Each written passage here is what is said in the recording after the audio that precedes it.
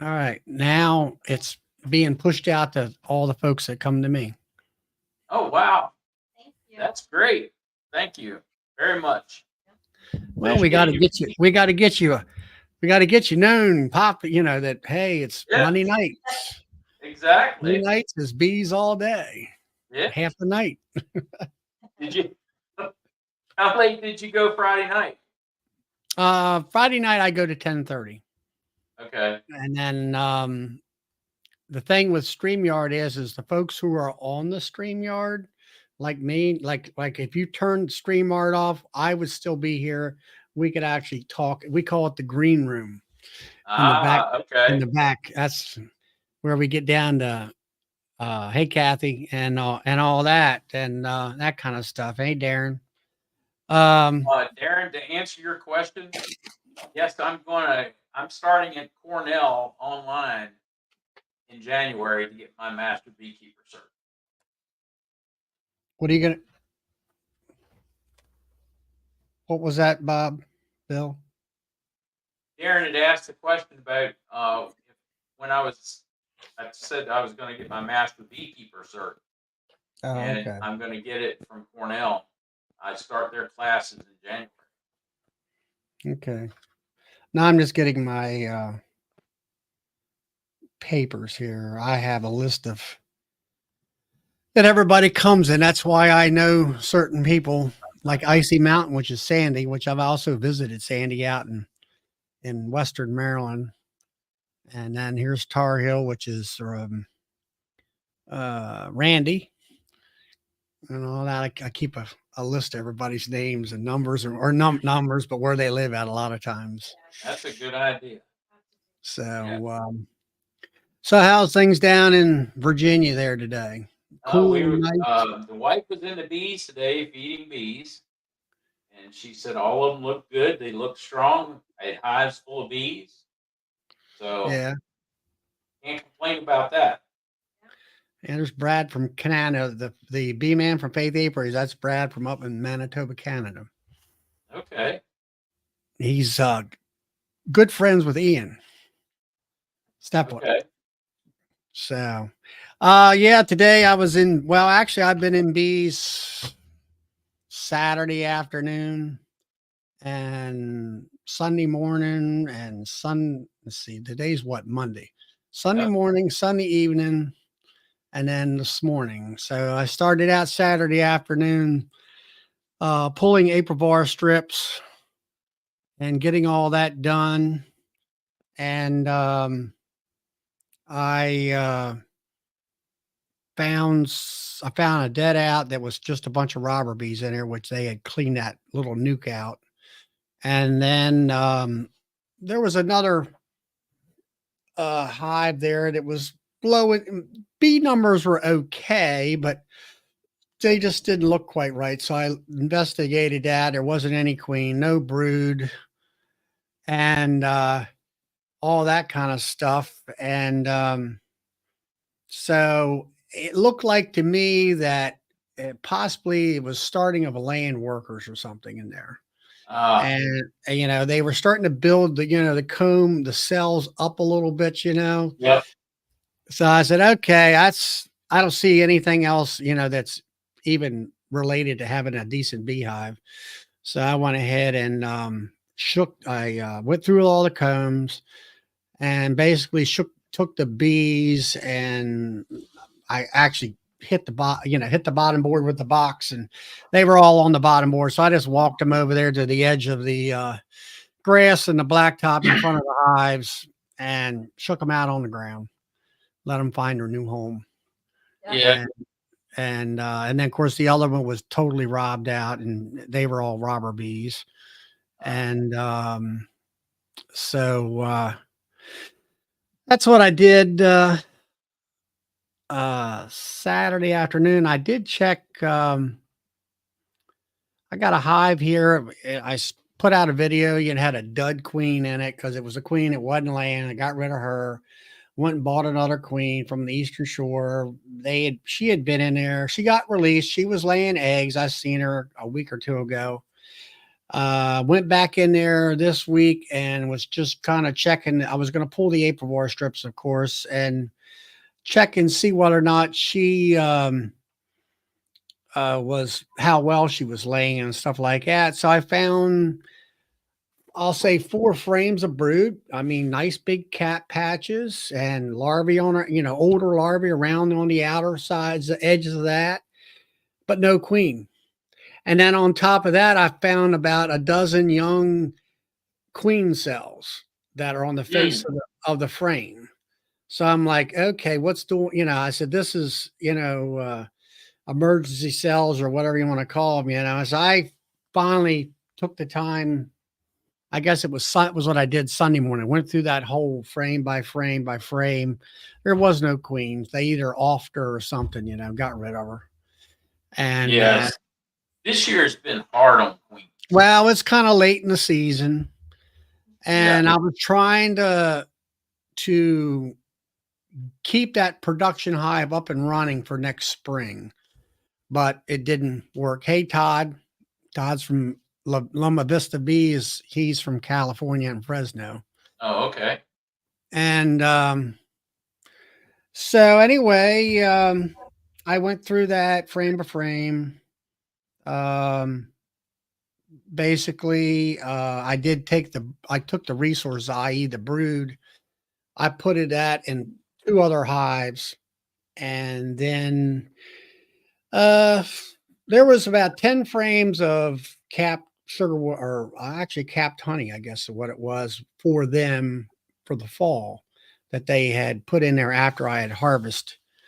And so I got to thinking, now what am I going to do with that? So I thought about putting it on my 10 frame production hives. I said, nah, that's going to mess things up there. So I have some nukes, and most of them, some of them are double deeps, and they usually get my March. They're kind of running out of food a lot of times. So I said, okay, I got 2 medium 5 frame boxes. I took 10 of those, 2 mediums, plopped them on 2 different nukes. So they have extra feed. So I didn't have to worry about putting the feed somewhere without it getting, robbed or pest in it or anything like that. That makes sense. So I got that done. So that was Sunday afternoon, and then there was there was other frames and stuff from all those nukes and from that 10 framer that didn't make it, that had nectar and stuff in it. And so I put it off the back, kind of where that camper is behind me over there, and I let them rob it out for a couple of days. So I went out there Sunday evening about 6:30 or so, and all the bees were back to their hives, and nobody was around that, and the combs were all licked clean. So I packed them Oh, all yeah. up and brought them into the house. I happen to have enough freezer space to put all those different frames in, and it'll keep everything from getting any wax moth or hive beetles and stuff like that. It's funny you mentioned freezer space. If there's any local beekeepers on here to me, Hmm. we are going to be offering freezer space this winter. Really? You got Yeah. like walk-in freezers or what? I have a We have a walk-in fridge and a walk-in freezer. Really? Yes, Yeah, I'm in the store. freezing all my frames now. So Well, I I have. freeze them and then I take them out and store them in big totes. Yeah. They're ready to go. Over the years, I actually gathered up, used or new with some grants that I got. And I've got 2 big chest freezers, and one, my son got one. It was about a half size chest freezer, but still pretty darn good size. A friend of him gave it to him. And then I purchased a used commercial upright. Hey, Darren. Darren, we're in Woodstock, Virginia. Yeah. He's right off of Interstate 81, Darren. Yep, exit 283 off Interstate 81. And if you're So, anywhere near Carlisle, I'm about 2 hours and 45 minutes south of you. yeah, he's up around State College, I think. Close to Yeah, that. Yeah. He's good ways up there. Yep. He is. Hey, Steve. Steve there at Daisy Honey. He's from up in New York. New York State. Yeah. Yep. So anyway, I put all my honey supers in freezers and leave them there all winter. And then if I have brood frames, I'll do that. Hey, Sandra. Hello. Hello. I lost you on YouTube, so I came into the studio. Oh, okay. Okay. Oh. That's cool. So anyway, that's where I store all my stuff at. And so today I went ahead today. Well, it was like 73 degrees this morning. It was nice. And low humidity. So everybody got Formic Pro today. So I went out there this evening after I'd put it on, and they're bearding some, but right now it says it's 64 degrees here. I'm not sure if it's quite that low, but We're supposed to get 49 tonight. really that low? Yeah. Let me check here locally and see what it comes up at. But B-Man Sanders from Chesterfield, Virginia. yeah, it's 67 degrees right now. So anyway, they are bearding not too bad, some more than others. And so that's where I'm at with mite treatments right now. And then Tuesday, I signed up for the National Honeybee Survey. So my bee inspector came over and we took live samples, bee samples in alcohol, samples of larvae, whether it be larvae we found, let's say, between the frames out of drone brood, or we actually beat it out of the frames themselves onto a sterile platform. Yeah. I've signed up for that 2 years in a row, and I haven't seen anybody yet. Really? Yeah. Is that your local bee inspector do that? What's we moving to mice? I did it through the state acres, Okay. and I haven't seen anybody yet. So maybe they don't want my bees. So, oh well. So Sandra, are you is she one of your local beekeepers, or She where are you is. from? She is. Yeah, yeah, I'm relatively new, just started in March, and Bill and Becky are my mentors, even if they don't know it. Well, that's cool. So you're down in there in Woodstock and all. No, I'm in Goochland. I'm about an hour and a half east of their area in Woodstock, moving towards Richmond, Virginia. You're okay. You're She's over near Richmond. Richmond, that far away.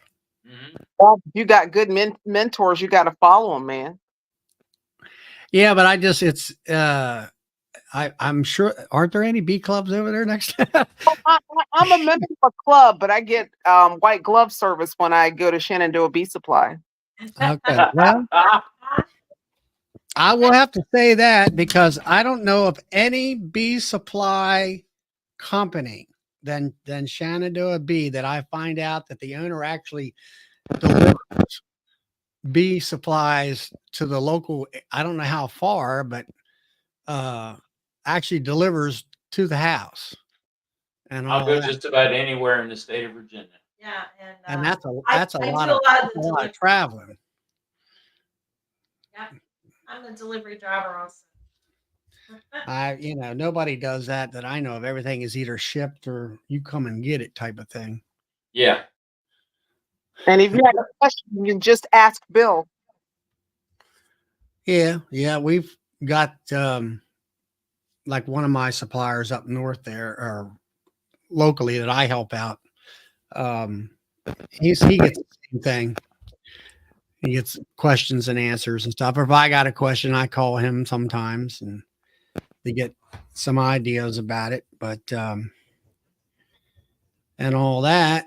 So so that's what's happened with me. I got the second round of mite treatment on for 2 weeks, and then after that, I'll start feeding. And the nukes have a lot of honey in there this year. We had a late flow. Usually by the 1st of July, it's pretty much over with. Yep. This year, I think it went at least to the 15th of the month in July or more with honey coming in Well, from I'm seeing dandelions come back along with clover really. after this drought. Yeah, we've got quite a few dandelions in the yard again. We were at a place today walking around the yard. It was a mowed yard, and it did have white clover. And I did see some honeybees flying around, looking for honey or nectar. Yep. And I was quite surprised because usually white clover, Dutch white clover, it's kind of dried up by 10 o'clock in the morning, and they don't really work it. Usually bumblebees work it and everything like that. Randy, what's my mite count? I don't know yet. I'll find out from that test and all that kind of stuff. And then Barry says, Barry's kind bees, you guys have lanternfly? Yes, but nothing like it was 2 years ago. 2 years ago was our first year. You couldn't walk anywhere without squishing lanternflies or them things flying up into your head. And then last year was about half the amount. And this year, I think I might have seen 12 of them. And that was about it. But we did have some because my car was parked underneath a guy's tree, and I had lanternfly dew on my windshield and stuff like that. Yep. But nothing, not a great amount. And but I talked to the bee inspector and stuff. We were chatting about it, and she was saying maybe white clover. I don't know what else would be out there. That seemed to be the bees were bringing it in, but they were definitely. Goldenrod. You got any goldenrod going up there right I now? have some. It's just starting to bloom, but we don't really get any nectar out of it. Normally, it's just pollen, and it's been really, really dry here. Supposed to get some more rain pretty soon, this coming week, and all that. But that's pretty much here. Like I was, to kind of come back with Rainy Klingen and about my mite counts. I really don't do a lot of mite counts. And here lately, between participating in the bee inspection and getting all these different mite counts in, I just didn't have time to do all that. I mean, when it comes to my mite, what I do for mites, I have a program. I call it a mite program, where always the last 2 weeks of July, I put Aprivar in. Due to I would love to put Aprigard in, but it's just too hot at that time. We had quite a few weeks where we actually quit work because it was that hot, 105 degrees and stuff like that. And then after that, here we are right now. We've got these 2 weeks, I think about 2 weeks worth of nice low humidity, low temperatures, below 80 degrees, and perfect weather for Formic Pro. Yeah. So, yes, well, I have been killing lanternflies all day today. They're going crazy around here this year. Last year I didn't see any. This year I've seen a lot, more than I care to see. But so they're going your way then, coming your way. Yeah. And all that stuff. So anyway, that's what I do. Maybe that's why I get these counts from the National Honeybee Survey. It gives me a glimpse into what I'm doing, how well it's working and stuff like that. It also tells me about, and not just mites, but it also tells you, hey, you got this kind of virus and this kind of virus, or several different types, or let's say, what's it called? Parametic Mite syndrome. Yeah, and things like that, I did know that the bee inspector did state she's seen some K-wing, and she saw K-wing 3 years ago. So I don't know what you do about it. Well, But it's a problem that's created by the mite. yeah, I don't think super DFM is going to cure it. I'm not sure. I don't think so. All that stuff. But so anyway, that's where I'm at in my bees. So they'll, you figure it's supposed to be mid 70s, maybe. Today was probably the highest temperature, maybe 80 degrees today at the height. And then after that, it's supposed to be, I'll say mid to high 70s. Yeah, low And 80s, mid to high 70s, low 80s. yeah, Yeah. it's not even going to get up in the 80s, they state. And then they said in the nighttime, it would be in the 60s. Yeah. And so, the first 4 days, that's more or less the initial shock of Formic Pro and as far as off gassing and all that kind of stuff. But Yeah, all right, Stony River, that's JB. He's down in Dinwiddie, Virginia. Yeah. I Yeah. know where he's at. Okay. So we did Ape Guard about 3.5, 4 weeks ago. And it hadn't been in a day. And we had 3 hives pull it out. They did what? They absconded? They pulled the card out. Oh, really? Threw it out in front of the hive. Really? Yeah. Now, what was the time? I mean, I've been researching that product, when I can do it and what's kind of safe. And I presume you were putting what, 25 grams in? 25 grams because it's above 77 degrees. Right.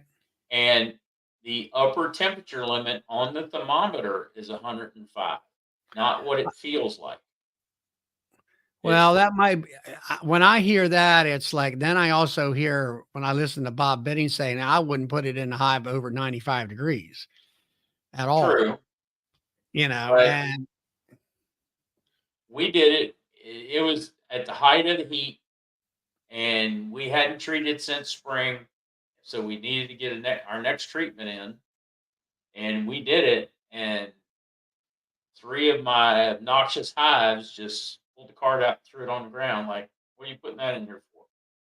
So I just picked the card up off the ground, shoved it in the front entrance. And it stayed. Yeah, but now you did put it in the top of the hive? No.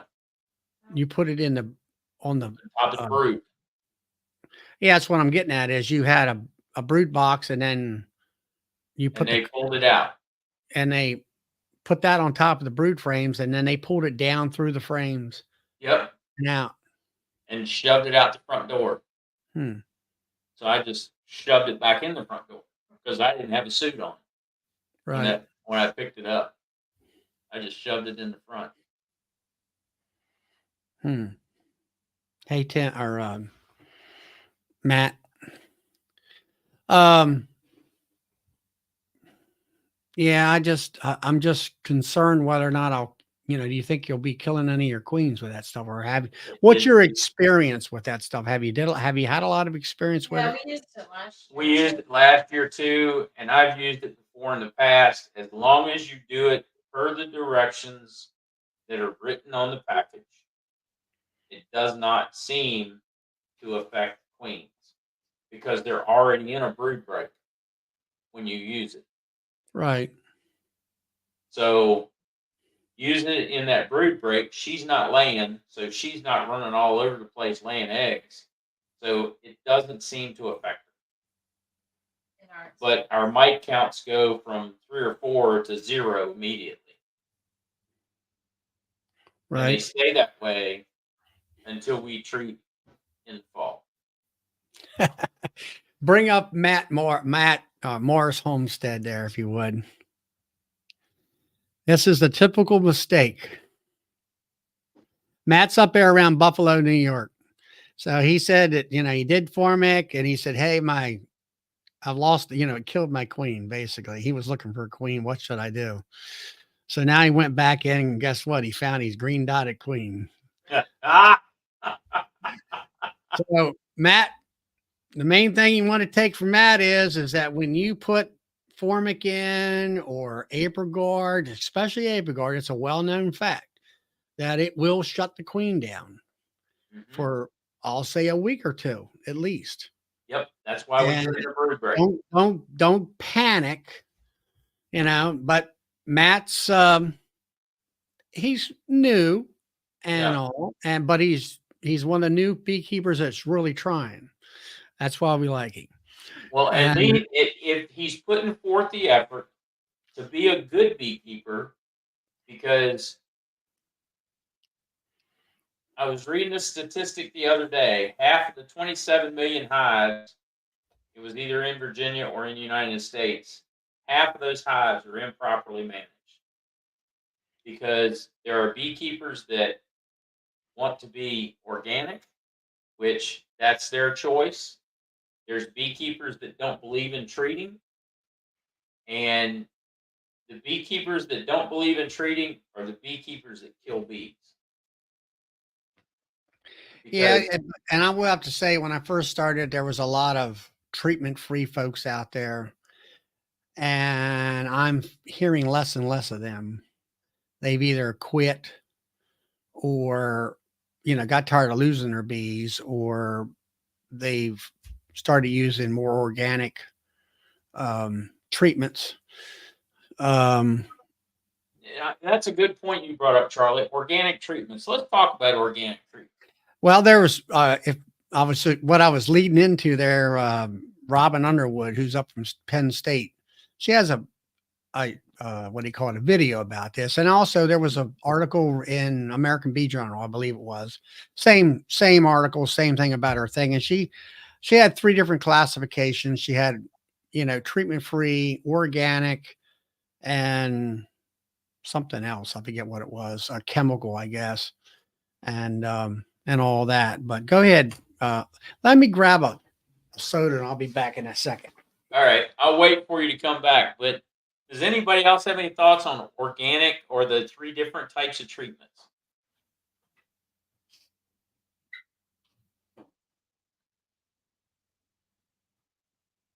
All right, B man, elaborate a little bit if you want.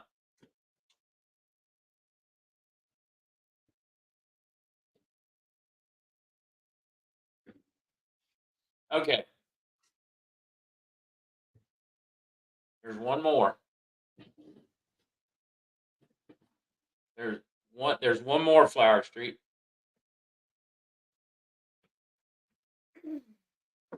You know what it is? It's Hop Guard. There you go, hops. So thymol comes from the thyme plant. It's organic. The reason that these treatments have an EPA label is because they have to be concentrated to get enough concentration to kill the mite. So you've got thymol, which is Apigard, oxalic acid, formic pro. Does anybody know where formic acid comes from? It comes from ants. They find it in their poison. So formic pro is concentrated into those caches that we use to treat bees with. And that's why the EPA has now allowed it to be used with honey on, because guess what's in honey? Formic acid. So Whatever she's doing, she's making a lot of background noise. that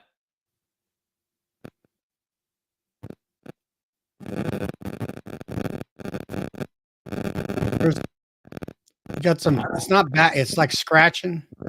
I don't hear it. Would it be? It might be my mic. Is that better? Yeah, that's fine. Okay. So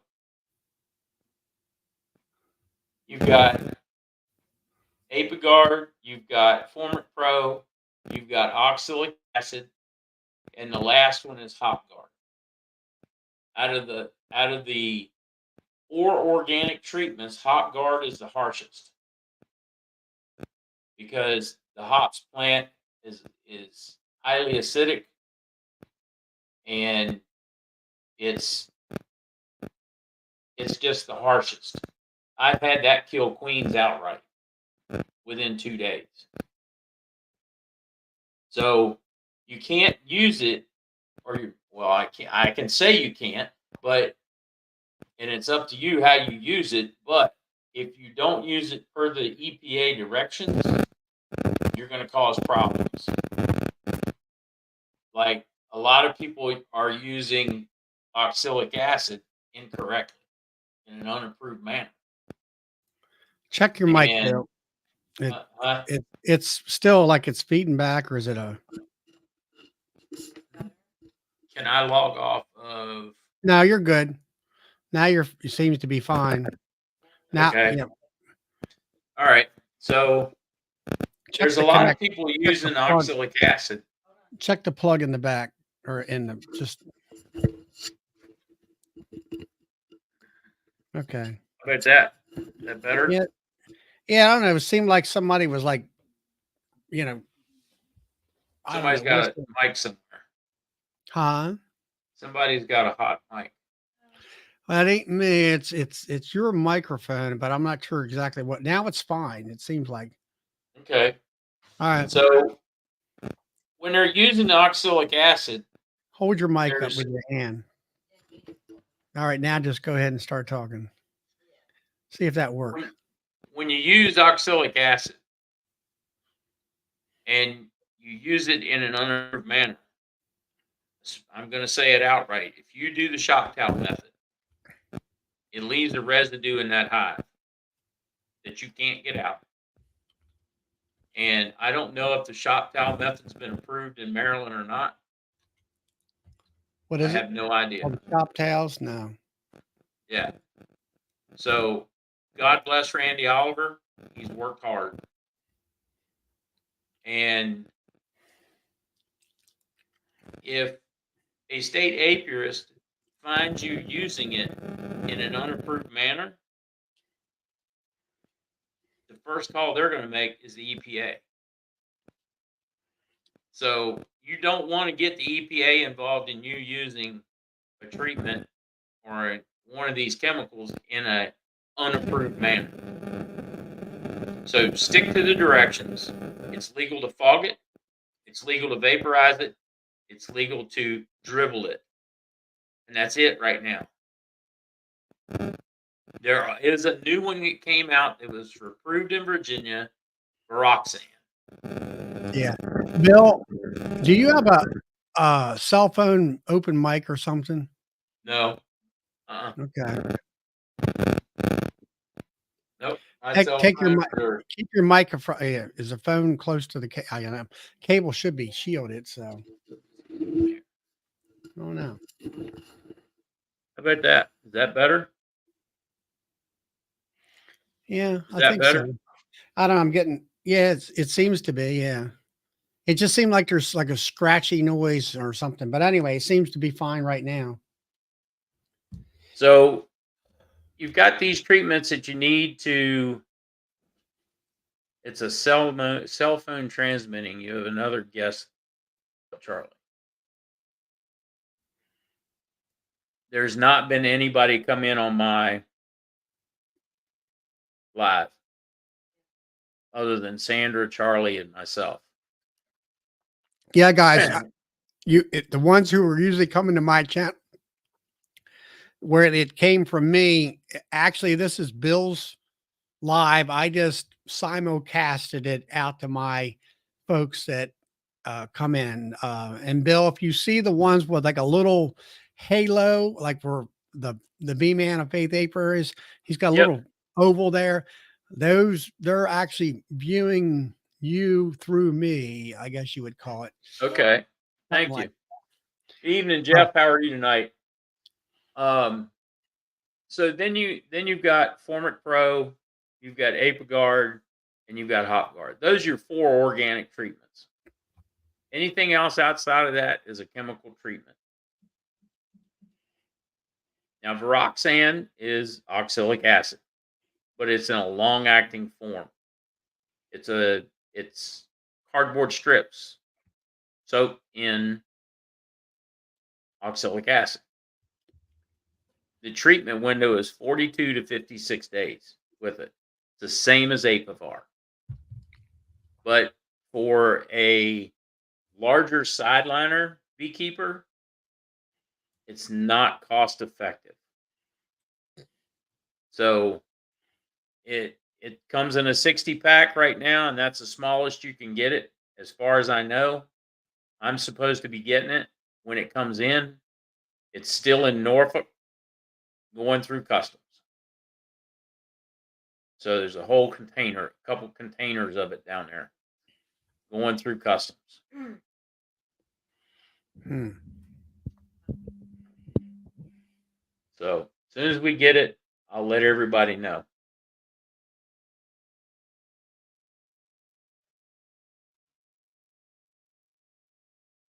So I think we had somebody earlier wants to know about harvesting. We should get back to that. All right, I'm back. You were asking me as far as the sheets.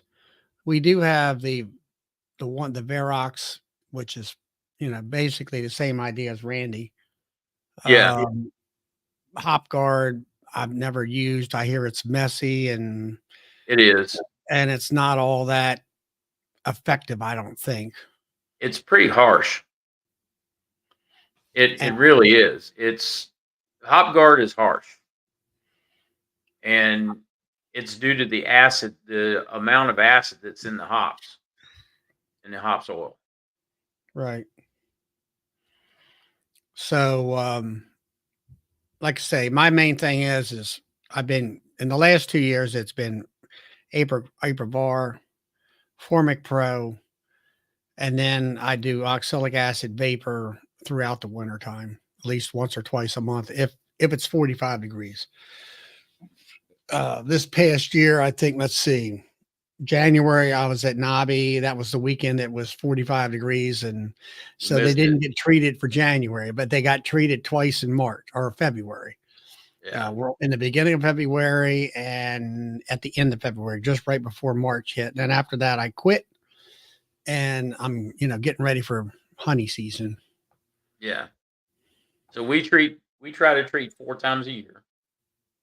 January, into March, first part of April, July or August, and then September or October. So we hit them with OA in January, Formic Pro in the spring, Apiguard in the middle of the summer, and then either Formic Pro or OA again in the fall. Right. So, but now I don't know, like I say, when it comes to treating, I think the one of the biggest things is Varroa. When I started, it wasn't new, but the education part of it, people, oh, I can't see it, so I don't have Varroa. I don't see any mites on my bees. All right, and then Sammy Ramsey come out and said, "Hey, you're not going to see them because they're underneath the belly of the bee and up inside the platelet." So there was a huge educational process there at that time, and then we got better. Where we went from powdered sugar to alcohol marshes. Now we're doing Dawn. The whole process of learning about mites. And I think the biggest thing was, and as far as I can remember, I had Sammy coming to my bee club about 3 or 4 months prior to him becoming a PhD. And he was the first person, I think, of any saying, "Here's a picture of what you're up against. And here is a video where he had put dye in the fat body food, and it you could see it. It was translucent. He could see it going through his body and all, because he had the guys from down at Maryland State College or University with the microscopic photography area. I forget what they call the different electron microscope and stuff like that. So he brought a visual to the beekeeping community, and then there's like, oh, now we understand what we're against.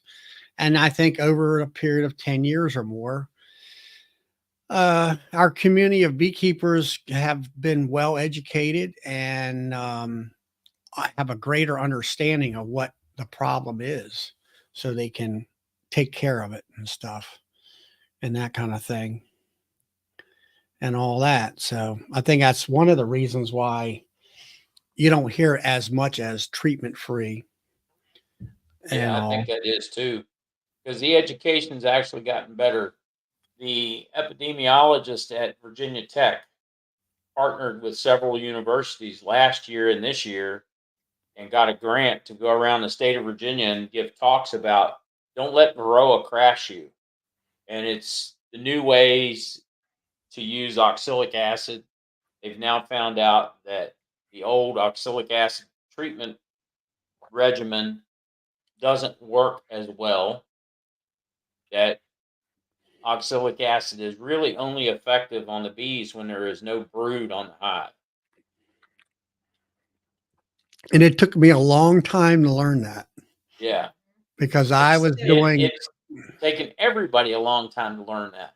well, I heard that from the science people and I was like, I'm going to go out there and I'm going to treat twice a week for 7 to 8 continuous weeks, all the way up until October to where the time changes. And I did that, and my half of my bees crashed. And it was the fact that there was so much brood in there. And my philosophy was, hey, I'm going to kill thoracic mites. That's what oxalic acid does. Well, I'll catch them as they're coming out of the cappings.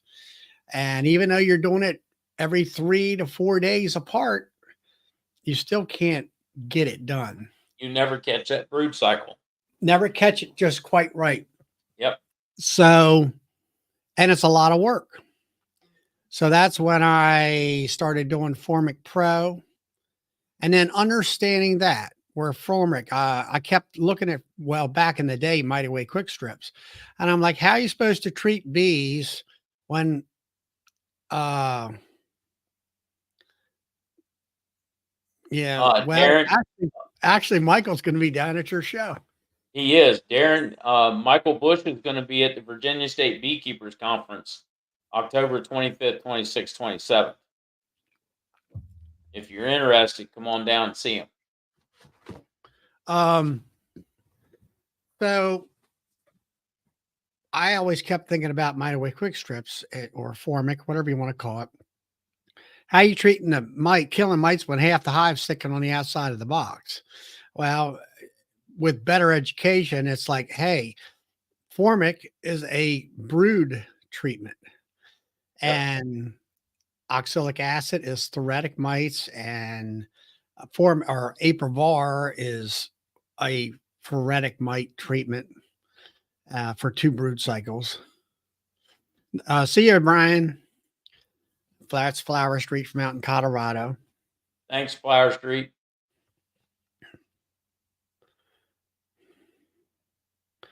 And then Todd thinks that Dawn dishwashing option is better.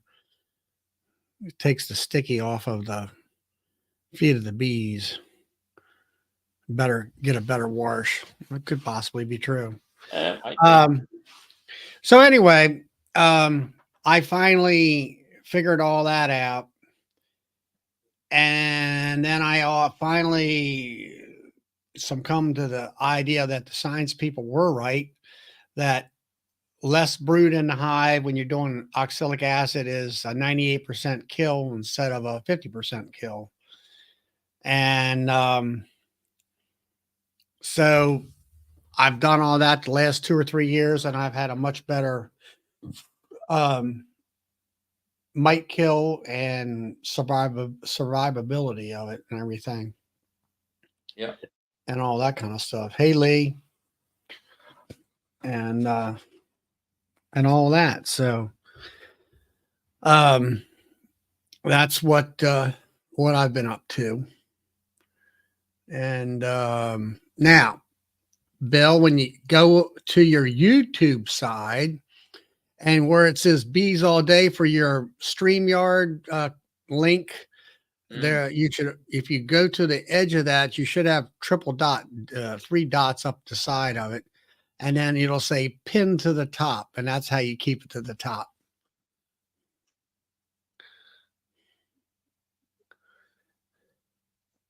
There's something going on YouTube. I don't know.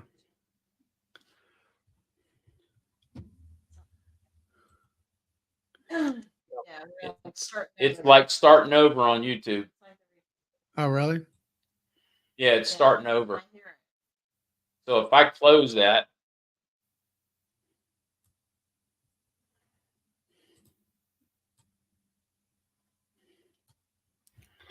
I don't know. Hang on. Are I you gotta back figure up? out how to kill it. Are you back up on YouTube now? I am, but it started over. Yeah. Well, what you There. do, go to StreamYard and I I guess killed the YouTube link. okay. We're learning. We're learning. It just takes Okay. time. Well, anyway, when you post the link for me to pop in on that, you can do that again. If you can restart your YouTube if you want, and then you'll have to go over to your settings in the bottom of StreamYard to copy your link. When you post it in YouTube, then there'll be, if you hover over it off to the edge, it'll 3 little dots will come up. Click on that, and it'll say pin to the top, and that's way it'll keep it up to the top for anybody to come in Oh, okay. and all that. All right. It's still good on my feed, it says. So that's fine and all. But so anyway, that's how I kind of came up with my strategy against mites. And it seems to be working. Sandy just dropped out. Sandra. How about, my question is yellow jackets. Everybody seen a lot of yellow jackets this year? No, No? nope. Last year I had the Asian hornets, and there's a few of them are flying around, not around the bee yard, but around some other buildings. And Yeah. Well, you're seeing European hornets, yeah, the not Asian hornets. big Yeah. gigantic things. Yeah. They were kind of hanging around my hives last year, and I batted a couple of them, and I tell you, they're tough. They're like trying to break a pencil in half. So Yeah. Yeah. They are. Yeah, we had yellow jackets today. I noticed more yellow jackets around my house today. what, around your hives trying to rob? Well, just a few. Yeah. Yeah, because I'm trying to. I smashed a few today. I need to put some, make a yellow jacket trap. Yeah. Now Matt here, he's at Morris Homestead. He's asking, how long can he feed? I said, Matt, you got a good amount of time. Yeah. I know that you're north of me and near Chicago, but I would say if you're going to start feeding now, just feed them till they quit. They won't take anymore. Yeah. And it stopped taking feed when it's consistently below 50 degrees for about 3 days around the clock. They'll stop Yeah. taking the liquid feed and they'll start using their stores. And then once they get up to the top of the hive, you need to start considering fondant, Yeah. not cake fondant. Either fondant you make or sugar cakes or something like that and check on them again in January. Check on them again first part of February, middle of February. Start throwing the pollen patties to them, and then April 1st you'll have a hive full of bees ready to work. Yeah. Now, JW there, he's out in Illinois there. He just subscribed to your channel and gave you a thumbs up. Thank you, JW. And everybody's on here. If you can go to Bill's thing and give him a thumbs up. He's only got 8 and there's 57 people on here right now. Yeah, and well, we started with 26 before we started. So Well, We're getting there. 50 is good. Yep. It's good. It I is just- good for the first time out. Yeah, that's real good. Well, helping, when you're simulcasting like that, it helps bring more people and let everybody else everybody that's on the chat here. Bill's going to be doing this, I presume, Monday nights at 8 p.m. Yep. This is going to Every be Monday sort of night a at 8 o'clock. regular thing. Yep, it's going to be a regular thing, and I'm going to be posting content on the regular side, on the video side of it as well. I'll be doing shorts. Some of them may be from the store, talking to customers, things like that, but it's content. And it's about bees. Bees all day.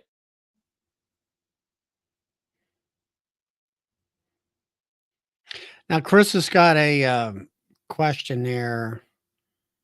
Honey in his uncapping tank. Bring it up that way everybody can see it if you want to click on it. There we go. You'll have to answer that one. I'm not sure about that.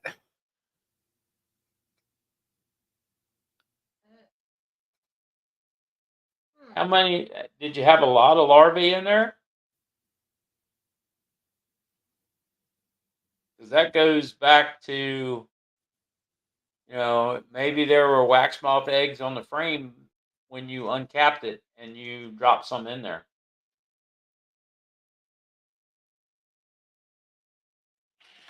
All right, and Cajun Homestead, which is Brad, he subbed to you. Thanks, Brad. He's down in Louisiana, I believe. It's good to have people from all over the United States and North America. Well, that's what you're going to find here in Kodiak Farm. That's Lee. He was usually on Tuesday nights. He's on a little bit of a break right now, and he is in let's see, Louisiana too, I think, or Mississippi, one of the two. I should know that. Yeah, Brad's in Louisiana. All right, here Chris Cajun. got That's the answer Cajun. to what I had the capping screen on above the honey. Off the wax that I forgot to take out. That kind of makes sense, Chris. That really does make sense. Yeah, Lee's in Louisiana. Kodiak Farm. Yeah. So it's in the wax press is where you got. Yeah, so that's where they are. They're in the wax because they're called wax moths. So they're in the wax, and yeah, you might want to go back and check that hive for wax moths, Chris.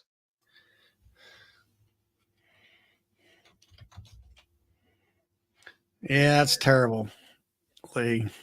Yeah, Forgot all about you. Feeding Lee's it back. Uh, I don't know. If yeah, anything, kind of a judgment call, would you put that out in an open feeder? No, I wouldn't do that. I think I don't think it's worth the hassle or the problems you might create. No, So the best I thing don't to do either. is just trash it. Yep, I think I Dig a hole in the ground and bury it or something like that Yeah. or whatever. Yeah. throw it away just to be safe because you don't want to reduce any more pests in your housing. We had wax moths a couple times, and I made the mistakes of pulling the boxes apart, but not moving them away far enough, you know, you get busy and oh, I'll get to it. Yeah. Oh my gosh, was that a mess? I'll never do that again. I did have when I was in the nukes today, putting formic on. I did see one hive beetle. Went from I was trying to get the one hive beetle on the whole hive, but it was a heavy duty populated hive, and I did see a worm, a worm, you know, like a, I don't know, it fell out on, I don't know whether it was a wax worm or just what it was, but I don't normally have hive beetles, you know, very, very rarely. Yeah, you can definitely tell the difference between a wax moth worm and a hive beetle. There's Galloway lights. That's Frank. He's up in New Jersey. Yeah. So what do you do? Use if you Mary do King, he's up in Massanutten. He's not too far from y'all. No, nice. he wanted my customers. So Charlie, what do you do if you see hive beetles? What do you use What do you use? What's that? to trap them or catch them? Hive beetles. Hive beetles. Hive beetles? Yeah. I don't use anything because I don't normally I mean, I might see literally one, and that's it. Okay. You know, I a couple things that I do, and some people say, you know, the science folks say this and that. And I said, well, they might say that, but number one, like my nukes are on top of blacktop because it just happened to have a little roadway alongside the barn that happened to be blacktop. We don't really use that little area. So there's impervious surface underneath the screen bottom board so they can't pupate. And then on my Hey, and then Roy. um there is hey Jason. Jason's Bohemia Bees. He's from on the eastern shore of Maryland, friend of mine. Anyway, the other part, like these hives right behind me here, I try to find old used carpet. It's let's say 5 feet wide and whatever, let's say 10-foot sections. And I turn the fuzzy side down and put the backing up. Two things. I started using it because I didn't have to mow, keeps the grass away from the hives. Yeah. Secondly, then I found out, hey, it breaks the life cycle of the hive beetle because they can't get down into the ground. Now, some people say, you know, like, oh, the guy out there in let's see, Florida, that the science guy, I forget what his name is. But anyway, he said the beetle will walk 20 some feet and whatever. And I'm thinking like, well, that's possibly true. But how many of them are going to do that? You know, so I Not try many. to break, you know, not that many. So I'm going to try to, you know, I don't have any beetle problems out in my strong hives and that kind of thing. So that's what I do. I try to break the life cycle by those types of ideas. And we're in an area that I think it's the same kind of, you got kind of a clay area. Yep. And it's hard ground, and you don't have you now. If you're in the sandy ground areas on the closer to the shorelines and stuff like that, yeah, then you got more problems because they're gonna pupate, you know, or more easier. Yeah, we Stuff. have frames around our hives filled with stone, and Mhm. we keep diatomaceous earth in them. And then Right. we put Swiffer sheets in the hives. Yeah, I do the Swifter sheet thing. I had saw last week when I was adding some supers. I saw a hive beetle or two in one hive, and then so today I put a Swifter sheet in that one or two of them, and then the hive next to it, I went ahead and put one in just to So you have check. a fair amount of hive beetles then. Yeah, Yeah. I mean that's the first I've seen all year, so I don't know. I don't know. So I thought just to be cautious, I just want to make sure, and we'll see what we get. I mean, maybe that was just something freaky. I saw one. I don't know. So you know that's what I do with them. I really don't put beetle traps in, or I just don't have that many. Yeah, and when we were putting beetle traps in on a regular basis, we stopped using them because the bees were propolizing them up Yeah. with nothing in them. Right. And now I have seen beetles. If you got a hive that's about half dead or dwindling, then They'll take over. here comes all the pests Yeah. and stuff like that. But I try to keep good, strong hives. And lots of I've gotten, it's like we've talked on my show and Bob's and different ones, that we want hives like Ian Stepler, where you got a hive where you got a box of bees, where you Yeah. can't, and you know what? After a while, you start developing that. You do. And And once you get those strong hives, you need to keep them. well, you get to that point where I expect that's what I'm expecting or wanting. I want to see in my hives. I want to be able to raise up that inner cover. I don't want to be able to see the frames. I just want to see bees, especially in the Exactly. springtime. Now, I'm a big proponent of the Enel hive because I Mhm. sell them, I use them. Last winter, we established one in the fall, and I had a good size cluster of bees that I put in it. I'd say a couple pounds of bees, and we put some drawn comb in there, and we started feeding them, and we fed them up until November.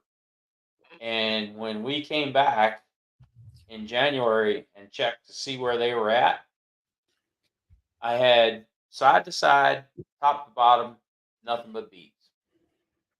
And JT Barry uses them as well, and he swears by them.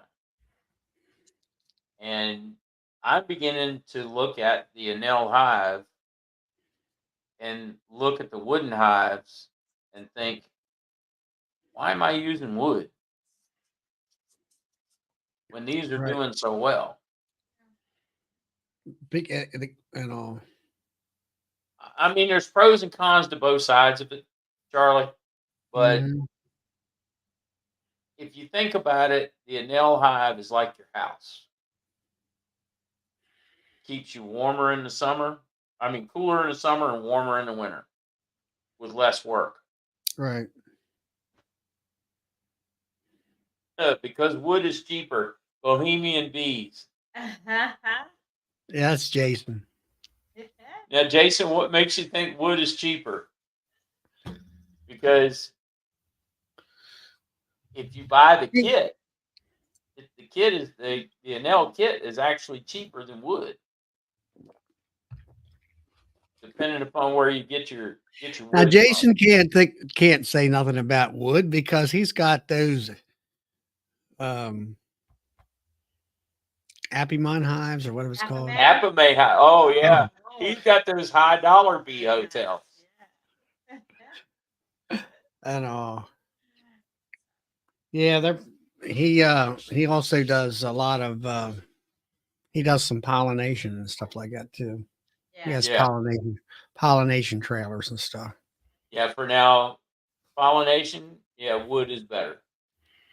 Yeah, and Jason has a lot of. He has wood. He has Apame hives. He's got some unusual. I call them experimental hives, and it's kind of like it's like a sort of an octagon frame that. Oh But yeah, I've seen those. it's up on an angle, and Yeah, it's on a pivot point. He has one of those hives. I visited him over at his house, and so Jason, what do you got? 4 trailers now, I think it is. they just He picked has, up 2 more today. yeah. They It's a low profile trailer that you put bee hives down both sides, and then there's a walkway in between. Yep. Or he's got 6 trailers. You're definitely going into the pollination business big time. Of course, he lives where the vegetables and stuff like that are grown Yeah. heavily on the eastern shore of Maryland and stuff. So it's a good area for him and that kind of stuff. So anyway, but anybody else wants to come in? Let's see. You haven't got your link up here yet, or you? No, because every time No, we do because it, every time I do, it starts over. it restarts YouTube. Like, It restarts from the beginning. Well, just drag the cursor all the way over, and you'll be up to speed. I think. Let me try it. I'm not sure about that. we'll try it. Try it one more time. We'll try it and see. So, yeah, I like to try out different because we have the store, so we have the opportunity to try out different equipment. We like to try stuff out that we sell. So there's some stuff that works good, and some things do not work well. So,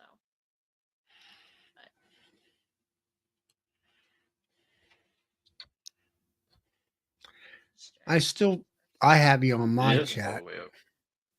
Huh? yeah. Go ahead and go Where? to I forget what's it called? Invite or something like that. I paused it. Okay. I don't think that's going to affect it. No, what you do is unpause it and then drag the cursor all the way to the right hand side, and you'll be right up to speed. Yeah, You drag it all the way over. the cursor is all the way up. All right. Well, Keep go going. ahead and go to the StreamYard chat, and I think it's There. what's it called? Invite button at the bottom. I think I got it. I think I did it. I think I And got then, it. okay, and then What I did is I killed the speakers on the YouTube chat. yeah, you definitely want to do that because you'll have reverb or Alright, whatever you want to good. call it. Yep, that's what Yep. we're getting. That's what it was. That's what it was. There we go. Thank you, Charlie. Always kill the speaker on the YouTube side. Yep. Now, go ahead and on the StreamYard side at the bottom of your screen, you should see invite, I think it is called. Yep. Click on that and then copy the invite key. Yep. And then click and then paste it in your YouTube side on the chat bar.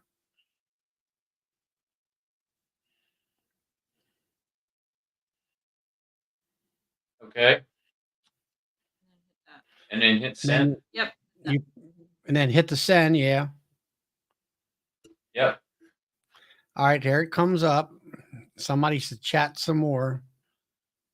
Yep. All right, now Cool. take your cursor and put it next to the end of the link. There should be 3 dots that come up. And click on the Yep. 3 dots. And it should have it should give you a choice of pin to the top. Yep. Pin to the top is what click on that. And there you are. No, I need it. Yeah. No, you clicked on Yep. somebody Thank else. you. Unpin that Unpin it. You did somebody else's. up top. Click on the 3. Yeah, okay. Now go down to your bee all day and click on the 3 dots right next to your link. There you go. Yep. Now it's Now we upstairs. got it. Now everybody can click in. And if they Yeah. want to come Thank in you. on the stream. Well, Thank it's you, a Charlie. first. We're still learning. Thanks to your Thanks appreciate for your your help, help. Charlie. Definitely. No problem. It'll get better as we go. Yep. So Mike says it's 49 degrees. Ugh. Where are you at, Mike? Let's see. Mike Torgy, he is in Vermont. Yeah. Oh, hey. Yeah, he's up. My brother's in Vermont too, and they had frost warnings tonight.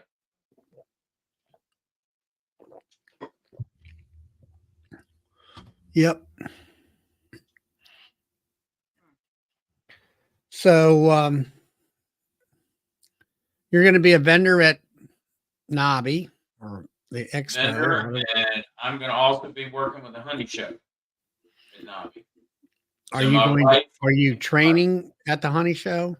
no, Or I'm what? going to be a steward. A steward? Okay. Yep, So did you go through their training? The I did. what Yep. do they call themselves? Um, National. Yeah, it's a different style of. NHSTC. Yeah, you went through it, the West Virginia. I went through it at the West Virginia show, Uh-huh. and once I'm done with the first level of training, I'm a junior judge, and then you go through your next level. When you're done with the next level, you're a senior judge. And they don't use the fluoroscope or whatever they call that thing. Oh, they have them, yeah. They use them if they have to, but they would rather use a. It's a light that they had made special for them. Got how many looms it is, but they can put it on the back side of that jar and bring that light up on that jar and look at the honey and look at the jar itself. Mm-hmm. Yes, So, Kodiak Farms, that's correct. yeah, well, he was my Lee's the technical person behind the scenes for everybody. Lee, he's the one that helped me out, and he was my administrator for I don't know until he was busy working and stuff. And he's helping out. There's JW. Hey, JW. I'm just coming on for a minute. I wanted to see if I can get on you. So you got her where people can get to you. Yep. Thank you. Thank you. Finally. Yep. Tell Bill about yourself, JW. You're at what Illinois is it?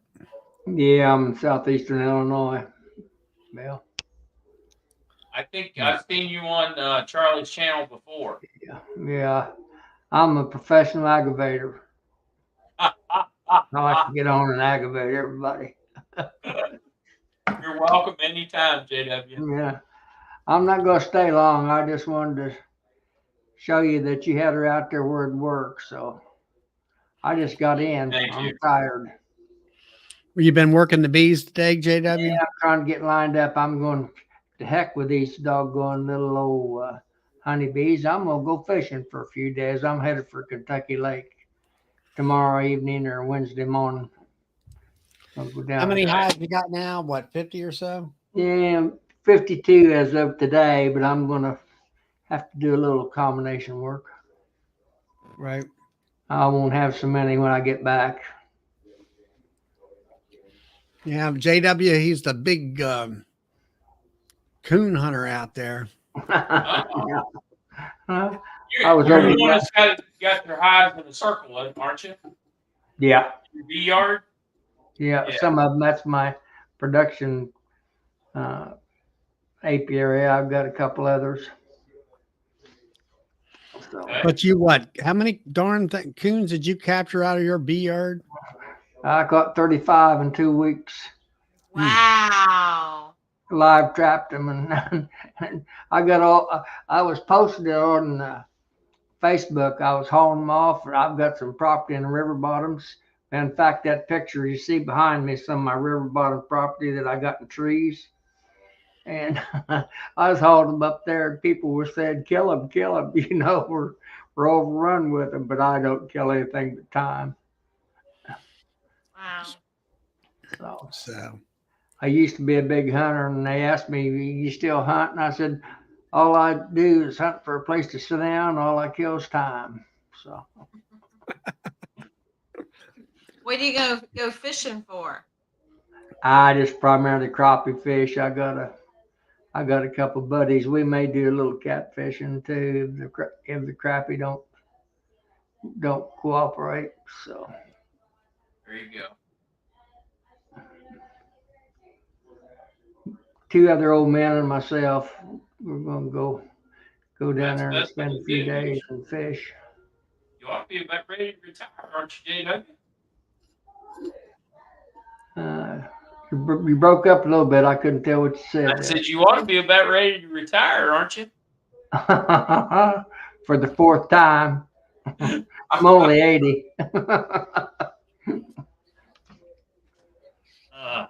He's a retired cattle farmer. Yeah. Yeah, I do. Like I tell people, I don't like bees, but I like being stung. That's the reason I do it.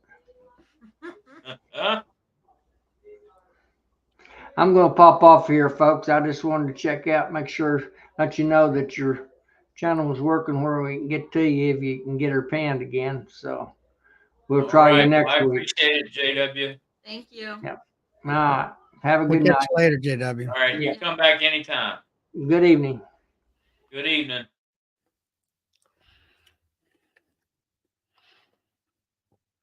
So so you're doing your mate treatments and all that kind of stuff, and Yeah. We're getting ready to put them to bed for the winter. Well, we're getting ready to move our apiary too. That's our next project.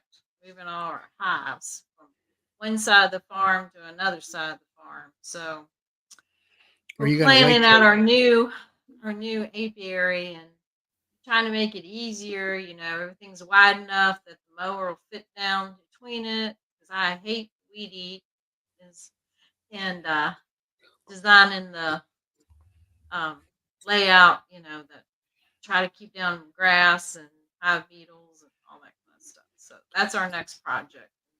And accessibility as far as feeding and that kind of stuff. Right. Yeah. I like space between my hives because I like working them from the side. I don't like working them from the back. I'm only like 5 feet tall, so She has to have a step ladder every now and I then. got a couple hives now that are a little high, and I'm like, I got to get something so I can. Well, like my hive behind me there, I like everybody, you go out and you buy yourself a big cinder block, and then you put 5.5 inches above of that with a rack. Yeah. And then you put your hive on top of that, and then you start putting supers on up. Next thing you know, you need a A-frame step ladder to get to the Yep. top. Exactly. So I redesigned my racks there, where got rid of the cinder blocks. I got cap blocks, which are they call them 4x6s, but they're 3.5 inches thick. Yeah. And they're 5.5 inches wide, and probably whatever the length of a cinder, I think 16 inches or something like that. Mhm. Anyway, it lowers the frame or the rack closer to the ground. You probably gain 8 inches or more of lower in height and stuff. And then I made them so I think they're 7 feet long, I believe it is. And I got them situated there where I have a hive on either end. You can work them from the back, you can work them from the sides. And then in the middle, there's enough room for two telecovers that you can flip upside down to put put your brood chamber in, or Right. whatever, your honey Yeah. super or whatever, stuff like that. And that way it keeps your honey supers or whatever up higher, so you don't have to bend over so low. Yep. And stuff like that. And then on my nukes, because they're lower and I don't really stack them that tall, I keep them up on the normal cinder block height. But there are 4 of them I think they're like 8 feet long, and I have 4 hives, and you really don't have any room in between. So it's like I told 2 bees brats there. That's Carl from up at Wilkes-Barre, PA. I said, go out to what is it called? The Chinese tool store. Harbor Freight. Harbor Freight. and get yourself an aluminum stand, like for like people to use it for drywall. It's Yeah, about like it's a mini about scaffolding. scaffolding. Yeah. We had a mentee that had that set up down at Woodbury Forest School, Yeah, and well, I got one of those for, let's say, $40, and I put it right sort of to my left, and it's 16 inches tall, and you can put I use, pull the nuke box top off the inner telly cover, put it upside down on that stepping, and then I can set my boxes right there, and they're close to me. They're high up off the ground. You don't have to bend over, saves your back and that kind of stuff. good night, And Darren. Hope to see you next week. Darren's checking out. Yep, Yeah. he's got an early wake up call. That makes sense. Yeah, if we're doing a lot of work in the yard, I even have just a plastic table, folding table that I drag out and just drag it around. Just makes so much easier to set stuff on. Yeah, if you Yeah. look over my shoulder there, you see where we're setting our beehives up. We set some up. You're right And next to, what is that, chicken house? Is it yeah, all it's a chicken house and a grain tank for the chicken house, and that's our westerly wind block. And then, Right. of course, south and southeast sun, first thing in the morning, all day long until about 4 o'clock in the afternoon.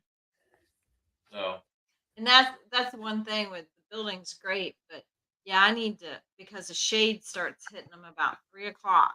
So I've got to get in them before that. I sometimes do it after that, and I pay for it 'cause it's a little shade on them. Yeah, I have that same problem with the tapered side barn.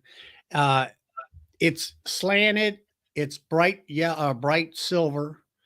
The sun comes over the hill and shines on the hives and kind of gives them a microclimate, and they'll yeah, fly. But like you say, after about 4 o'clock or so, sun's behind the barn, and now you got this shady spot where they're all kind of coming in for the day. And yeah, they get a little bit feisty sometimes. yeah, they do. Yeah, mine do, especially towards. But Not it's so a bad in the summertime because you got more daylight hours. Right. yeah, But from this point on is when things start to Yeah, it uh, gets worse. but that's get, that's a wonderful wind block, and of course the heat radiates off. It's cinder block, so the heat radiates off back off of that, keeps them nice. But when we move them, we're gonna move them like yours in an open field, so closer to on our own property. So we're getting that all set up. So Yeah. mhm. we're And gonna do a then little bit. like what I do with those hives there are is because the wind blows pretty strong from the back side of the hive, I get carpet again from the local carpet installer, some used stuff. And I think it's usually about 5 feet wide and 6 feet or so long. Anyway, from the bottom, from the ground up, I go up with it and then wrap it around on three sides and lap it over the top, and then I ratchet strap it all down for the winter. And Hmm. it makes a wind block. And there might be a gap on that side 6 inches out, but it doesn't matter. It's keeping that wind off, Yeah. and they do well with that idea. And then I don't wrap the hives that are behind the barn because the barn takes care of that. But I know which way the wind blows strong all the time, especially in the winter time. I wrap my hives not tight, like I say. I just make basically a wind block out of old carpet Yeah. and That's a put good the fuzzy side in, and then put the backing, the backing. Most carpet, if you noticed it, to me it looks like it's glue. It's Yeah. kind of, it's like threads with all this glue in there, and it's sort of some of it's better than others, but that glue, it kind of acts uh um what do you call it? It kind of sheds the water off and stuff like Yeah. that, Yeah. and all that kind of stuff. So that's what I do, and it works for me, good enough. Now, if you got an anneal hive, like you were saying, you got insulated hive. Yep. So Yeah. I'm not sure whether or not you would need that or not. Yeah, we probably still got because the wind blows down through this new location. Just maybe some roll bales up a little bit, something like that to make a little wind block. And if it snows or something, to keep the snow back a little bit, it won't drift through Yeah. there. So it's a new New project for adventure. us, but we're trying to work smarter and plan laying it out, and that keep the maintenance down. One less thing to do. I like beekeeping, but I got a lot of other stuff to do too. So I can Well, like I make say, things a little less maintenance free. That helps a lot. that's now like the carpet underneath those hives right now. The carpet's getting, it's been there for quite a few years. It's getting kind of rotten. I really need to, get out there maybe in the winter time when it's winter, and if I have a 4-wheel drive forklift or something where I could raise those hives up and slide another piece of carpet in there. But I don't foresee that happening right now. But I don't have the carpet, number one, and I always try to when you're putting the carpet, try to get the carpet down and the blocking on top of the carpet and have it leveled and stuff like that, which is kind of hard to work to do that, especially if it's really cold and that kind of stuff. And Brian's going, he said he got a licensed poly with sensors switched over to that hive.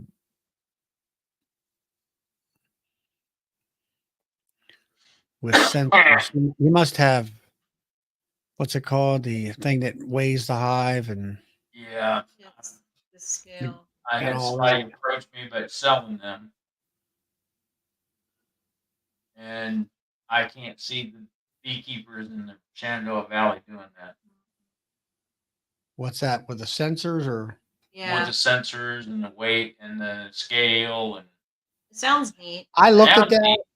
I looked at those things and the cost, and I just never could, unless you're really into science type stuff.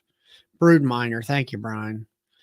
If you're really not in, if you're really, that's fine for like one hive to kind of give you a general idea of what's going on.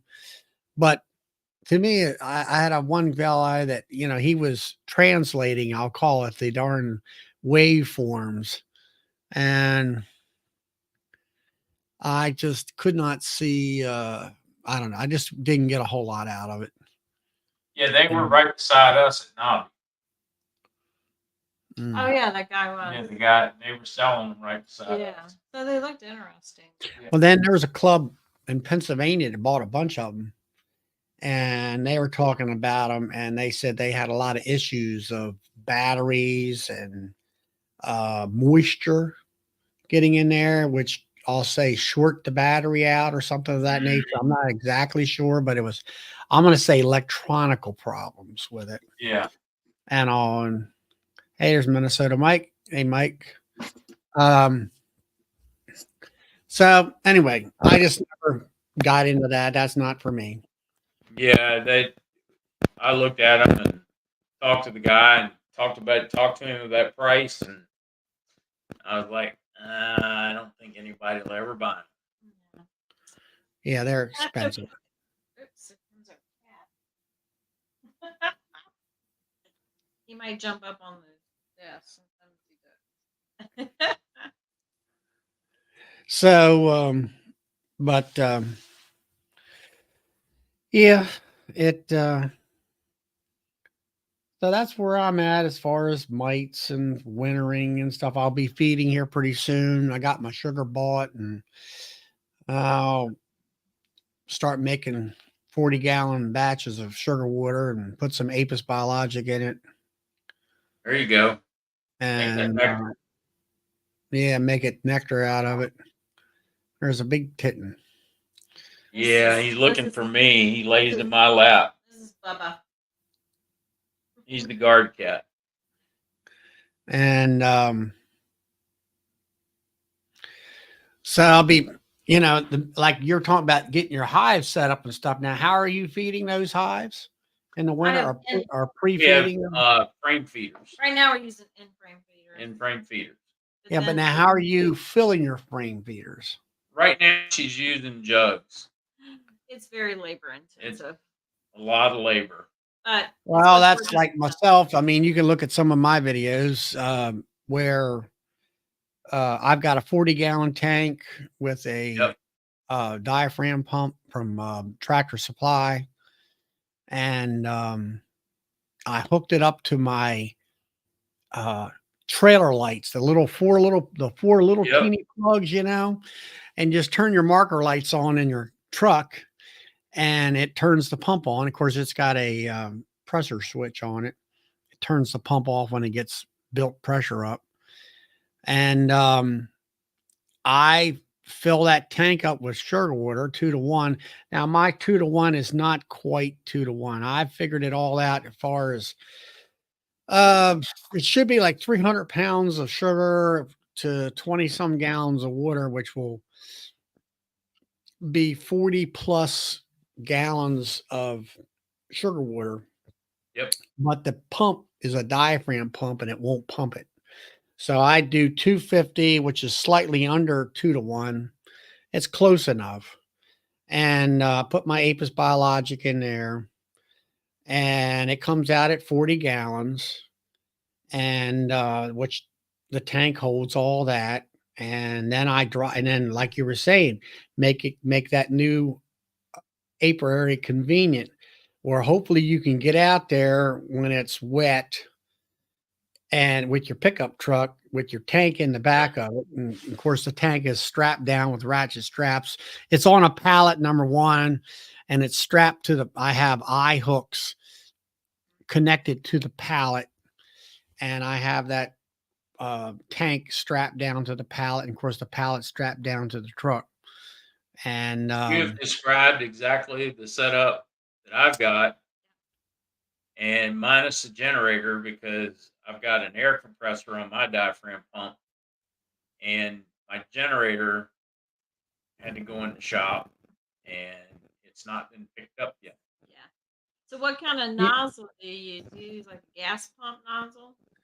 well, it came originally with a sprayer nozzle for spraying, pesticides or whatever. So it was attached to the point where just had to cut it off. You could not pull that nozzle off there. Right. So what I did was something cheap. I went up to the hardware store and got a 1/4 turn valve and about an 8-inch piece of pipe with a 90-degree elbow on it. And that's it. I go over there when it came with 12, 16 foot of hose, something like that. I drive along the front of those hives right there, and I can fill the big hives right behind me. I probably can fill at least 3 of them without moving the truck, maybe 4. Mostly 3, I'll say. Now my nukes, I have 4 nukes on a rack, so I can fill all 4 of them. Maybe the next first one on the next rack. And of course, I've got licensed top hive feeders. They were plastic ones, which I bought them years ago, and that's what fit. I don't particularly care for frame feeders. And I go along there, and they take about 3 quarts of sugar water, and I fill them on up, and I just turn the valve and just keep pumping. Now the problem with that diaphragm pump is that a lot of times, if you don't use it really regular, when you're pumping a lot, if it sits a little bit, the sugar will get on that diaphragm and it won't let it pump very well. So you got to take about 10 bolts out, screws out, take it apart, that housing, just take it in your sink and just wash it with some soap and water and wash the housing out a little bit, and then put it all back together, and it'll pump right away. It'll pump 1.5 gallons a minute or whatever it is it goes for. It's not a real strong pump. I guess we're lazy. We're feeding syrup. Yeah, we're feeding syrup. We're feeding fructose. Yeah, you mean 2 to 1? No, It's already made. It's already made. I'm lazy. Fructose syrup, Yeah. T55 syrup. We Talk have it about in a like Pro Suite. no, it's not Pro Suite. I've got 2 totes of Pro Suite sitting in the barn, but Yeah. we haven't used all this other tote first. We got to use that first. Where did you get that from? We got it from Jason Woodcamp up in Maryland. Okay, he's maybe an hour from me or something like that. Yeah. So that's what we're using right now. So that's yeah. But I usually do mix sugar water. And Sugar. that's and what's see, it's just regular, Fructose syrup. yeah, regular syrup. Yep. Comes in a Is it tanker. what would you call it? A 1-to-1 type ratio or 2-to-1 or It's more like a 2 to 1. It's pretty thick. And we can yeah. cut it down to 1 to 1. But the problem is with cutting it, you lose your indefinite shelf life. Right. I have some I tried Pro Suite. It's like a 3-to-1 Yep. and Thick. it's really super thick. And I still use it more so if I'm like when I start next year working with um, mating boxes and bees can't smell it. And yeah, I put it in little pint jars, put it on my 2-frame mating boxes. I can cut and I cover them up with this other wooden box and they can't smell it, so they don't get attacked by the bigger hives. I mean, I put my mating boxes right behind my big hives. I don't really like having out yards all over the place. Yeah. For traveling, it's a pain, and you forget everything, and that kind of stuff. So anyway, I put that on there, and it works great. I really didn't do a whole lot of feeding with that this year. And still I've had it for a couple years now, I guess, but I did use it in place of mixing up my own sugar one year, and but it just killed me because I'm bringing in well, I'll put about 4 gallons in a bucket, or maybe 3 gallons in a bucket because it's so heavy, and then by the time you're pouring all this stuff in, and they're taking it and all like that. But man, my shoulder, if I kept doing that, I'd have to get shoulder replacements. Yeah, we diluted it when we first started feeding earlier in the summer, but now it's we've had been so dry here. I mean, we're in extreme drought, so there hadn't been a lot for them to eat. I'm like, all right, let's get them building up some stores. So we just started feeding it. I guess probably about 3 weeks ago. Yeah. 4 weeks ago, we started feeding it straight. Right after we took honey. Yeah. So to answer your question, Brian, yes, it's HFCS 55. Yes. High fructose corn syrup. Yep. But so anyway, I said I just couldn't handle that, so I didn't get any more, and I went back to buying sugar by the bags and mixing it. Put 20 gallons of water in my mixing tank and put 250 gallons of or 250 pounds of sugar in there. Mix it, and I heat the water.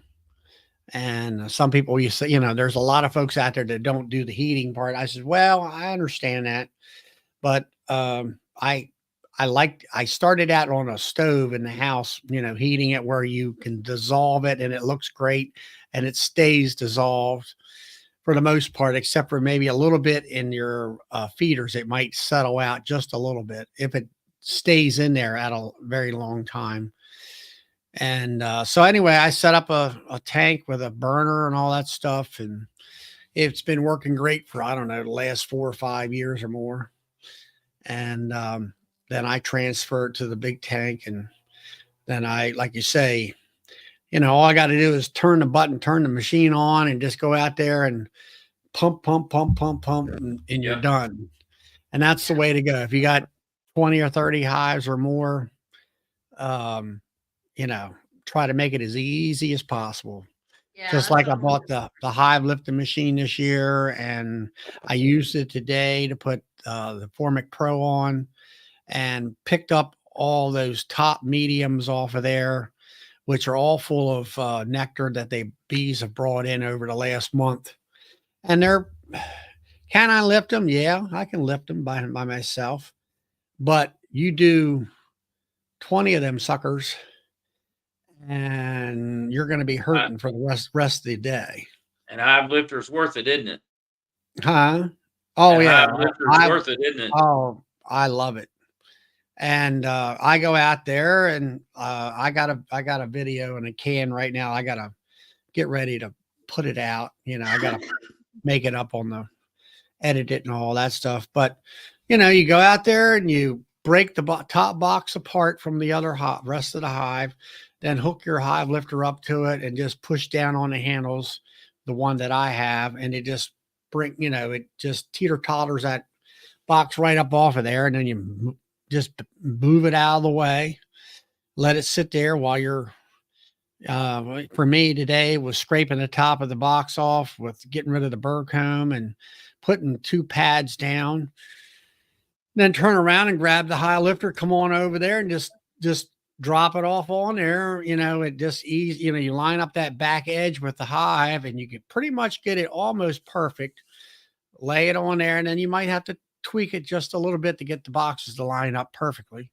And you're done. And there's no stress on your lower back or arms or and you're not pretty much not wore out more. So today Yeah. was pretty easy job doing that with the hive lifter. When I was putting apiary strips in, you had to take the top box off, then take the middle box out, put your strips in, and it was a little bit more work to it. The biggest thing I've found is that I like my mediums. Breaking them apart, where they're glued together really bad. The mediums is not so bad, but I have 5 double deeps this year because I had bee issues and I didn't want to take the time to transition my deep frames to medium frames. I just trying to get honey because I was, down with queen problems and production hives that were dead outs and stuff. So anyway, when I got in there to do the apiary, it was pretty rough trying to get them boxes apart and stuff. And so it now today, because I had pre-broken those boxes apart and they were easier to get unbroken, and I had a little more experience. I had a little wedge that I used that I shoved it in there, and that gave me, it freed up my hand so I could pop the boxes apart. And I kept shoving the wedge into where it was like a 3/4 inch block holding up one corner of the box, and then I could make sure that the rest of all those frames were broke apart from the top box. And then I hooked Long up hive my tool comes in handy for that, doesn't it? a big long one I got from you. Yeah, works great.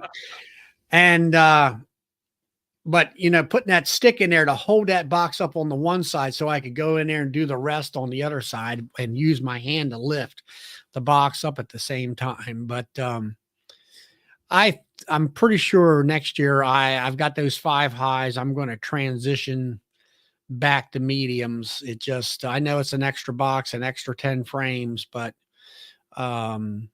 it just a little bit easier to work with and all that stuff. So I don't know. We'll see what happens. I mean, that was one of the things that I found out with. And of course, the nukes, I can't use the hive lifter on that, but I use that bench. Your That arms aluminum don't bench. come in so you can? What's that? The arms on your lifter don't collapse any? They don't come in that far in. The early design are basically about, I got them all the way in for 10 frame boxes. I guess, I mean, if I would have bought it and said to Boris up there, can you make me one that will do 8 frames or 5 frames? I'm sure he would have. I'm not sure about 5 frames or not, whether they do too much of that. It's designed to be able to do that or not. I know I could probably like Ian and them guys, they will pick those highs from the sides, which are, the 19 and Yeah, the 3 big eighths side. on the big wide side. So it'll go Yeah. out and I could pick it up from that side, or I pick them up from the narrow side. So it worked out fine. But So yours like will, yours is manual crank, right? Now it's hydraulic. You got the hydraulic one. Ah, I you got- spent the money. I spent $1,650, which I didn't, it's not that That's bad. not bad though. It's got a hydraulic cylinder, which is electric over hydraulic. Yep. And you just hit the button, it'll raise it up. But now, Faith Apiary's on there. He's got the B1 model, which is more like a dolly, and it's I guess you call it gear driven, where it raises it up with a strap, the arms, where it's like a winch. That's what it would be like. Mine's more like I call mine. It's got the same actions as like a front end loader on a tractor. It kind of reaches out and grabs the box. I got the 2 wheels in the front, the big wheels. Yeah. And if you watch my videos, I have the top arm where the grabber arms are attached to. It's usually level, and I'm holding up the back, but it makes that top bar level, and it's angled down to the wheels. So you go in and you come down with those arms, and then they flap in to the sides of the boxes.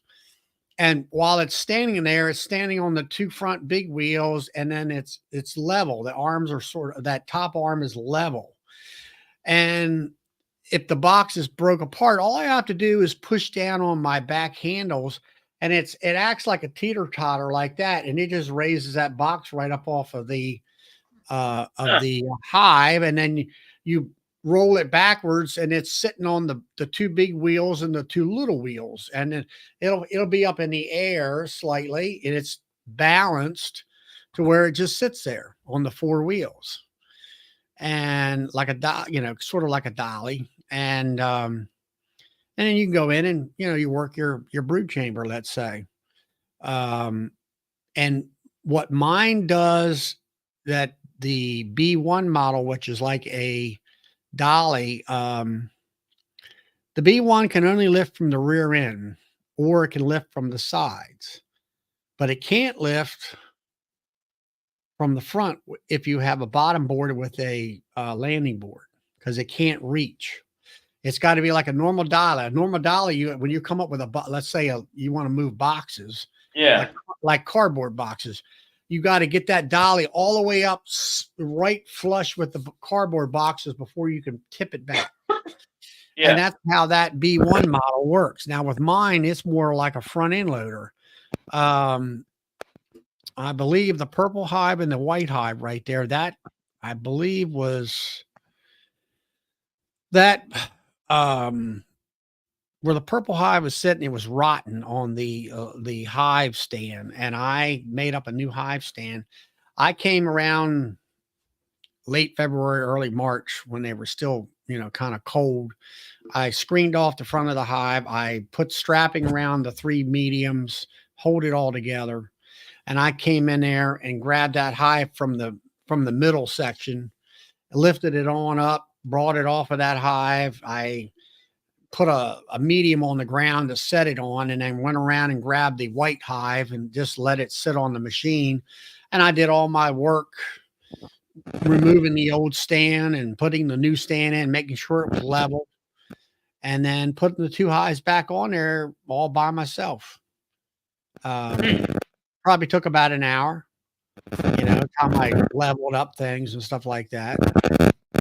Your squeal scratching there a little bit. But anyway, that's the difference on mine. But mine, you can either have Mike Berry has the model, the B2, which is the same as mine, except it has screws inside of cylinders, I think it is, that raises the lifting arms up. And then Mike told me that he recommended spend the extra $300 or $400 for the hydraulic cylinder, which I had already planned on doing that anyway. And it'll lift 250 some pounds and everything. So now I don't know about the Neo Hive, whether or not do they have handholds on the side? Handles on the long side, and they're opposing. Yeah. On the long side, but not on the side, No. Yeah. not on the sides. That's where you would have to come along on the end of the hive rack in order to Yeah. lift your boxes and stuff. Yep. Hey, Rodney. But yeah, I love it. You know, I mean, you can go over there and just pick that weight off and back it out of the way, do whatever you need to do, then put the box back on there, and there is more or less effortlessly doing it. You know, it's like it isn't a drudgery or like, oh man, my back hurts. Nothing of that anymore. Well, see that kind of lift that you've got would be perfect to work a Demeray hive. Yeah, that was one of the things I did buy it for, because what I do is I'll have, let's say, 2 honey supers on there, maybe 3. I can lift all 3 supers at one time. Yeah. I can break it apart, lift the supers up, back it up, and I go in there, as I call it, my modified Demery, where I pull all the cat brood out, and I've already took the top box off the top. I've already went through that and pulled the empties, as I call it, out with where the brood had hatched or whatever, and then throw all that empty in the bottom and put all the brood in the top of it and stuff of that nature. Yeah. But now you were talking about, when you were explaining it, you had a deep and a medium, and the medium's full of brood, let's say, and then you shake all the bees back down into the bottom box, queen excluder, let's say 2 honey supers, and then you put that brood box up on top. On top of a queen excluder. Yeah, well, it's on top of the honey supers and everything, I think, isn't it? Yeah, it's the brood box, honey, queen excluder, supers, queen excluder, and then your other brood box goes on top. Right. And then once they figure out that they're queenless up there, you have to go back through and kill all the queen cells. Right. And then as the brood hatches out, they will backfill it with honey. Yeah, and once they start backfilling with honey, you can pull that upper queen excluder, and now you've got 4 supers of honey that they're going to fill. Mm-hmm. And then you don't really have to go back in the bottom box in order to do any removal. Nope. Because she won't because you pulled that brood away. Still has enough room for the next month or 2. Yep. Where she's not going to swarm. Yep. I might have to try that too, because that's even better yet. Doug was saying about Boris up there. He does make forks for the Mite model that, like, if you watch James McNally from Old McNally Farms, he's got 2 it's a double hive setup on one pallet, 2 hives on a pallet, and he actually lifts the 2 hives. It will lift, I think it's 260 some pounds, which it would probably be like 2 deeps on there, maybe 4 deeps, you know, a double deep on each corner of that pallet, and that's about as much you're going to lift. Now, James did admit that he lifted like 6 boxes of honey along with that. It kind of bent the bars on it a little bit, you know. So that's overloaded it, but it still did the job. But anyway, like I say, I bought it this year. I really enjoy it, and I recommend it to anybody. Matthew, that's a good statement. The reason I put the second one on there is that's just the way I was taught to do it. Well, I have to say one thing. This year I did that, and I got a little late, and I hit it at the absolute last minute. I'm going to say, and I mean literally the last minute, because I pulled that brood frame up, and I seen 3 queen cells with 3 lids hanging down. And I'm looking, I had just shook another frame off into the hive, and I said, man, I wonder if there was a queen on over there. And I'm looking at this frame that had the 3 queen cells with the 3 lids hanging down. And oh, there's a virgin right there. Oh, there's a virgin right there. Oh, there's another virgin over there. Give me my clean clip. Give me my queen clip. And I got them all, and that kind of stuff. So I got them, and they went into other. I happened to have some hives that needed some queens. And that's So a good thing. and most of them did take that I can remember. So and all that kind of thing. So and all right. Treat, Matt was saying, can I treat a double deep with 3 strips of Apivar? I have a 12 pack and 4 hives. Yeah, you you need to look can. at the number of frames of brood you have. Yeah, it's 1 strip per 5 frames of brood, of bees. That's what it says in there. So, yeah, Matt, you can get away with it, I It guess. won't be as effective because you're actually under the recommended treatment. Just let it stay in there a few days longer to the 56th day instead of the 42nd. Well, the only thing I'd say from my judgment of Apivar today is it's an effective treatment to a certain extent. It's not the end all treatment. You're going to have to back it up with some formic or something else. Yeah. I would say that Apivar is a treatment that if you got low mite count, it'll maintain low mite count and not let it get it out of hand. And Right. if you're in a overrun, if you got mites are overrunning your hive, then you want to hit them with oxalic acid, even though there's brood in there. You're going to not, it's going to quick knock down. How long ago did you treat with Formic Pros? Question. I don't know, but that's true statement. I think. Because you don't want to come too soon behind Formic with another treatment.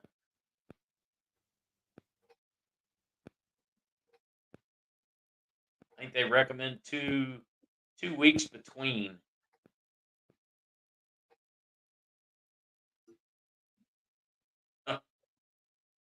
Mike from Minnesota Bees has got a good one. Apivar, the beekeeper's version of Russian roulette. 4 weeks ago. Yeah, you should be safe to come along behind them. Did you do a mite wash in between?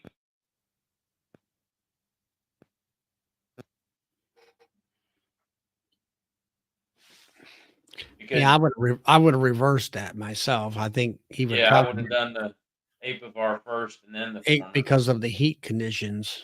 Yeah. That's why I did what I do. Yeah. And it just happened. So as soon as I pulled not happened. So I knew it was supposed to be today as far as being a low cool week. I'm like, okay, we're right on target here. Let's do the Formic for 2 weeks. And then after that, pull it out. And then I will take and feed. And that usually takes till about no later than the 15th of October. Yeah, you need to do a mite wash, Mike. Or Matt. Sorry. Your mite load might be low enough to where you can wait a full quarter. 3% is acceptable, which is 3 mites. Yeah, do the mite wash and see what you come up with, and then either get in touch with me or Charlie, and we can. All right, I got a Yeah. question for you there, Bill, on that mite treatment. Now, when they say 3%, all right, you do a cup, let's say, quote, 300 bees. Yep. Well, 300 bees is it would be 9 mites. 3 mites per 100, right? 3%. And then it used to be, well, if you had 9 mites, and if you had 6 mites, it's 2%. And if you had 3 mites, it's 1%. But now you see Ian and different ones, and even a lot of folks will say, I have 1 mite, 2 mite, or 3 mites in that cup. So Yeah. have I got my math wrong on all that stuff? The USDA changed the way they look at it. And now they say what they say, and if you read the mite wash jar, and if you read the research, 300 bees, you got 3 mites, that's 3%. And I understand what y'all are saying here about the math. I get it. I understand that. But 1 mite is 1%, 2 mites is 2%, 3 mites is 3%, and that's kind of what the standard is now. Right. Because if state apiarist comes in, he's not going to. If he counts 9 mites, you're going to fail your inspection. They're going to tell you to treat. Right.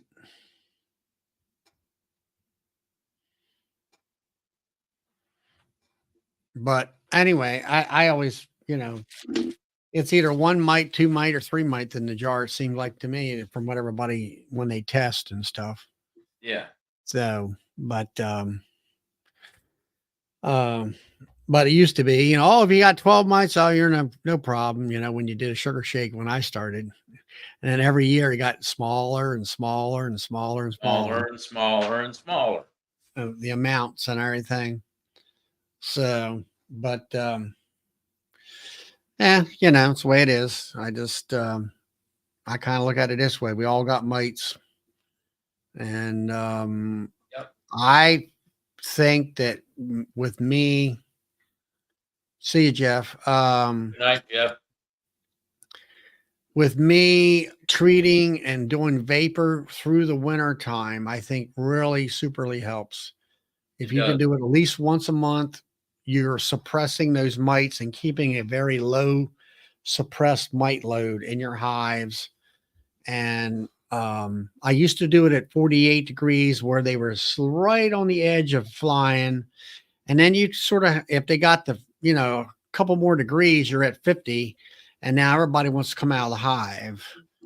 And so I found at 45, still a loose cluster. They're going to stay in the hive. You don't have, and I block my front entrances up with 1.5 by 2 styrofoam insulation. And I make it just a little bit wider than what the bottom board is on the edges. And that way it tucks right in there and the bees can't push it out. And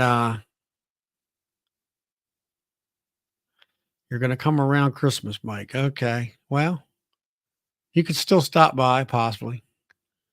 And so anyway, I do it then and it works fine. And of course, I have coroplast on the screen bottom boards where I take these little wedges that I've made and put them on all 4 corners to put that thing tight and try to keep every bit of that gas or vapor inside that hive to do a good job. And that seems to be working for me. So, yeah. Well, it's about 10:15. Yeah. Yep. And we've been on here a little over 2 hours. Yep. It's been a good conversation with everybody. A lot of good questions, a lot of good statements. A lot of information's passed from hand to hand tonight. So I'm looking forward to seeing everybody next week. Monday night at 8:00, unless everybody thinks 7 would work better. So well, that's up to you as the I know, but we've had some people check out. People do work. I understand that. So yeah, well, it's there's a lot of folks to get up early and all and stuff like that. yeah. Yeah, but everybody go ahead and it's let's see, your YouTube channel is actually Lee had it on here. Just look under Shenandoah or what's it called? Bees all day. Look Bees it all on, day. look it on the YouTube channel. And go Once I get ahead to look at and that tomorrow, Richard, I will put out a short and let everybody know how many I'm up to. And I do appreciate the support, Charlie. I really do. yeah. Um, so I'm looking forward to doing this again. And see you everybody next week. Have a good week. So Yeah, you can be thinking you about can your also questions and what you want to talk about, and you know, and you could also do some show and tell, Bill. I mean, as far as yeah, like what some products that you have, the Neo Hive, get people familiar yep, with that kind um, of stuff, how it's constructed, built, and everything else. yep. I have been invited to be on Cayman Reynolds chat his YouTube channel in September. We're not sure of a hard date yet, but I will be on there. So, and I Okay. will have guests on here from time to time as well. So, Now, are you? I know that your facility actually has a classroom in it. Or you were working on that when I stopped by and said hi. And I'm actually teaching classes in it now. so, are you So going to have maybe some special weekend only type of classes or something like that, 1 or 2 days? I am. In the spring, we'll be doing splits classes, more advanced classes. Last summer, I did a grafting class. So I'm trying to get the Virginia Tech epidemiologist up here, Dr. Wilson, to do a microscopy class. And if I Mhm. can get him up here, I will stream that class, and I'm going to start streaming my classes as well, any of them that I have. Right. No, I mean, like myself, I mean, I'm grafting, but uh, admittedly, I have my weak problem when it comes to making queens is the best way to set up a cell builder, and how to make sure that you have Yep. enough bees in that cell builder. And Yep. now, if you got a class like that, I'll be in Woodstock, Virginia. I'd love to see you come back, Charlie. Yeah. Oh, well, I'll stop by. I just, like I say, if you had a class like that, I'll be one of your students. Yeah, where Okay. where we Well, might go out to out to your yard or whatever or something like that, and yep. this is how you do it, type of thing, and Yep. because there's a lot of I was talking to one of my beekeepers, that friend of mine who did. I said, "What do you do?" He said, "I do the queenless cell builder." I said, "Well, that's what I've been doing out in a nuke," and and That's typically the way we do it is queenless cell builders. well, I mean, Um, it's like Brian was saying, I said, well, now when do you start to set that thing up? And that was where my downfall is. I'm like, oh, let's just start making a queen cell builder today. Well, now it don't work that way. He no. said, start about 2 weeks ahead of time. So with cat brood, it's about ready to merge. Yeah, so And you stuff have the like nurse bees. you have the nurse bees and you got Yep. the amount of nurse. All right, Mike, I'll look for your email and my postings. That ain't a problem. And that's those little nuances or bits of information that people kind of skip over. Yeah, It's like, well, you're not going to be successful if you skip over. right. It's just like here in Maryland, we had EAS, and they were going to, for an extra couple bucks, they want you to teach you how to graft. I says, grafting is not the issue. Grafting is easy as far as Yeah, I'm it's the concerned. rest of it. It's knowing what age larvae that you're looking at and how to know. I've come up with that myself, and knowing how to I asked him, I said, "You're going to teach us how to do us. You're going to have a live apiary there." There you go, for I grafting or queen appreciate build. that, Darren, and I'll There, see what there, I can there. do to get it You're set getting up. your information signed. Let you know what you need to start promoting. Yep, Go. That's good to know. it's good to know. That's people want to do that, and Yep. let's say it. I mean, the main thing, like I say, everybody here is listening in right now. They're right. I mean, I'm talking a half a mile, if that, maybe more like a quarter mile off of Interstate 81. You know, once Yep. you get off the interchange, you just go down past the Wawa and across the street, and they're on the left hand side. You're there. Yep. And So there's two. There's a Holiday Inn and a Hampton Inn, I think it There's a is there. Hampton Inn, yeah, a Hampton Inn, Holiday Inn, Express, a Comfort Inn. and a Comfort Inn. And a Comfort Inn. So there's plenty of places for rooms and stuff. Yeah. And there's a Cracker Barrel on the other side. That's And there's most Cracker important. Barrel, McDonald's. There's a new restaurant opening up called Italian Touch. Those There's one a place- Taco Hell, and a Pizza Hut. There you go. So you got everything right there, right in your backyard. Yep. But anyway, where's I going with this? You know, EAS. I asked the one guy months ago before it ever even started, back in the wintertime or early spring. You got to teach how to set up that cell builder? No. This is what you're only teaching half the class then. Yep. You know, So I I've got said, two excellent queen breeders in the area. Yep. And and then you also have class. that drone Yeah. canopy thing that And you were telling about. that way I can do better classes, because I've been preaching for years. Everybody gets a basic beekeeping class, and nobody ever teaches anything advanced. That's right. So that's And what that- I'm trying to do, And is it's start teaching the advanced every conference, it's always catering to the new beekeeper for the Yep. most part. And it's like, I'm tired of that. Yep. You know, give me some stuff to chew on here, you know?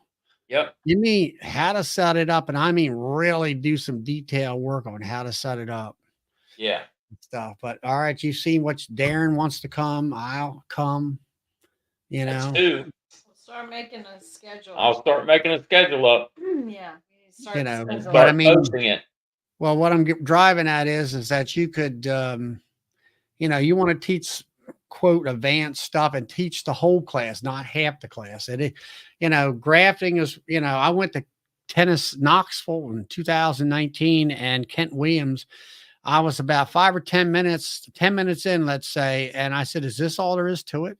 Grafting. And we had live bees, you know, where he shook all the bees out, but they brought all the larvae frames and stuff into the classroom. And we had 2 lines of people, and every one of us got to, you know, and he had a big handful of Chinese grafting tools. And I happened to have magnification unit, and I went ahead and did all that. And like I say, after 10 minutes, I was like, is this all there is to it? He says, yep, that's it.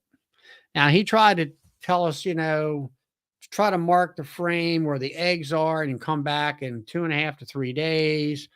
That didn't work out for me here at the house. But what I came up with, I tell people, I said, look, now if you're like me, I got glasses, these are my readers. If I using my normal glasses like I normally do out in the bee yard, and you're looking through your veil, you see jelly? Yes. Do you see anything floating in the jelly? No. That's what you want right there. Because there's something there. Once you There's put your something magnification unit on, then you'll see the larvae in Yep. there. And it'll be around 12 hours or less old. If you see something floating in the jelly, it's too old. Yep. There's a basic concept that it's easy to remember, and you know, when you see it, you know, especially in the springtime, you'll have a much greater chance of seeing that, because the queens are, you know, laying up a storm. Yeah, when we do cell builders, we rotate these through it. We're always putting in new frames of brood. We're always adding brood to it. And we've got breeder queens that we pull this brood from and everything else. And because they have to be able to lay as well. So what are we going to do with all this extra brood? So we create cell builders. And that's where we put our graphs. Right now, I did have 12 nukes. Now I got 9. And I'm not selling any nukes in the spring. And hopefully they'll all make it through. And it's like, okay, what do you do with all this frames and frames and frames of brood? And it's Right. like cell builder, cell builder, cell builder. And I have a Yep. spot or two now that I can make a cell builder or two, pull this frame out, keep them from swarming, put it in the hives, and you can make a nice cell builder in all. And like you say, just like I said about understanding jelly in the cell with you can't see anything. It's like you're telling, you would come in the classroom and say, okay, this is you start so many weeks ahead of time, you do this and this and this and this, and this is how you accomplish a cell builder within 2 weeks of being super strong, overflowing with nurse bees. And when you put your graft in there, you're going to get 80, let's say, percent take. If you graft good enough, you'll have, the bees are going to jump on it and within, and that's another thing that I used to get confused about all the numbers. And Yeah. I tell people, I says, don't worry about day 1, 2, and 3. It doesn't matter. You want larvae that's at day 3. Yeah. So I learned my this is my way of doing things. The day I graft is the day I put the frame in the cell builder. That's day number 1. And when day number 6 comes, from the day you put it in that hive, that cell is capped. So in Should 6 be. days, huh? Should be. Should be, they should be if they're accepted. Yep. They should be capped at day 6, as I call it. Most people say, well, it's day 9. No, just make it day 6. It's so much easier to count. Yeah. And then at that point, I used to leave them in there, and then you used to get webbing in between, and then you're trying to cut it with a knife. That's where I came up with I built my own little incubator out of a refrigerator up in the freezer box where you put a light and a thermostat and all that stuff and a fan and a little tray of water in there. And voila, you got yourself a cheap incubator. Yep. And leave it in there for I can't tell you how many days it is right now. But anyway, I usually would take the cells out a day and a half before day to 2 days before they would hatch, and put them in a brood or a breeding box and mating box and that kind of stuff. And then anymore,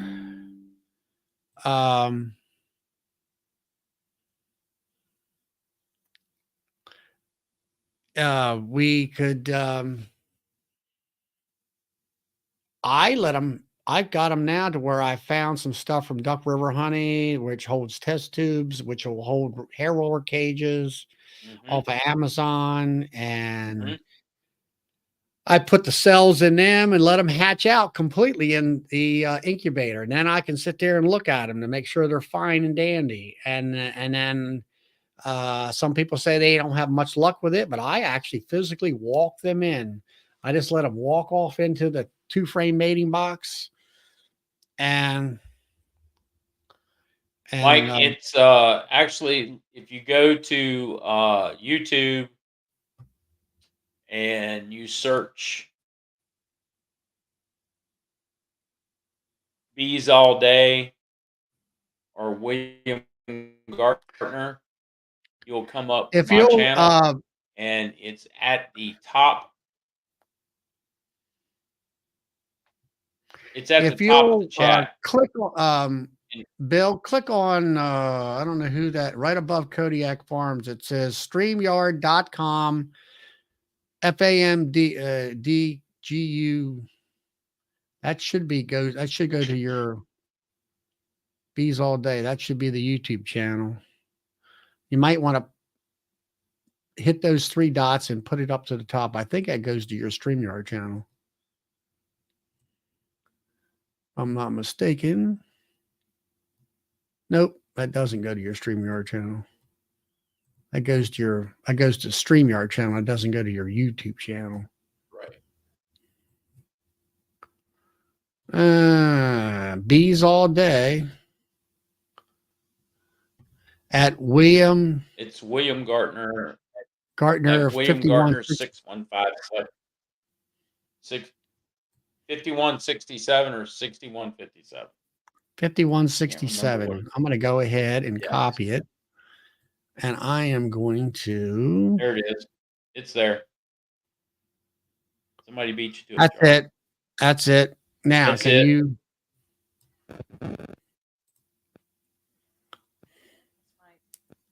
Did you Thanks, put that Mike. in YouTube? Click on it, Mike. There you go. So when we do grass, we drop 85 to 90 grass at a time. Really? And we usually get 85, 90% take rate, except this year. This year has just been lousy for queens. Well, like I say, I didn't do anything this year. I had a couple years there where it was cold, and the biggest thing is I can't do everything. And I was really into selling nukes, and you got all these nukes sitting here, and you got pre-orders, and it's like, okay, I got to get the nuke situation taken care of and get them out the door before they hit the trees. And by the time I do that, and it's like, oh, I can't take anything out of these nukes because I got to build them back up for next year. Yep. And by the time you do all that, then it's like queen rearing is kind of went by the wayside because you're tired and you just don't have time to do that, along with managing honey supers.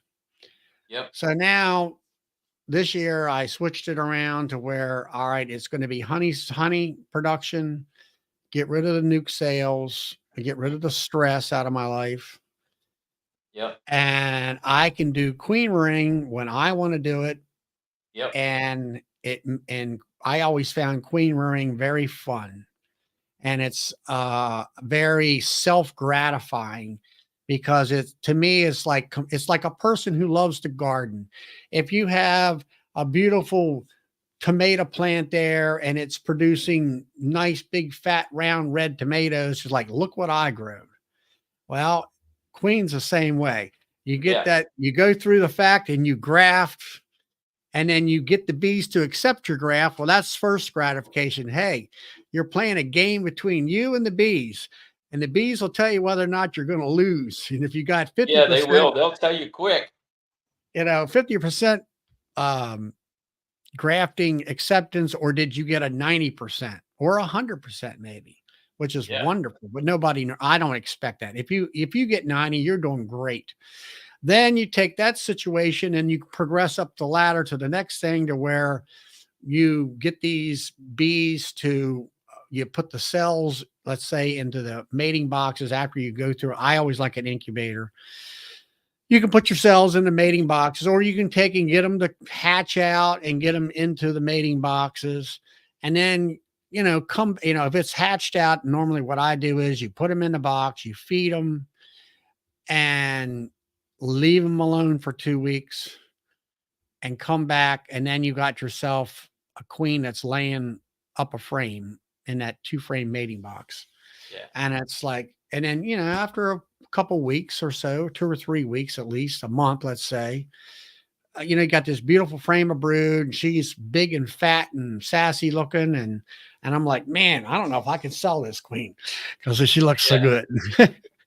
But see, it also helps when you have a breeder queen that's constantly laying eggs, and constantly you're rotating those frames of brood out into cell builders.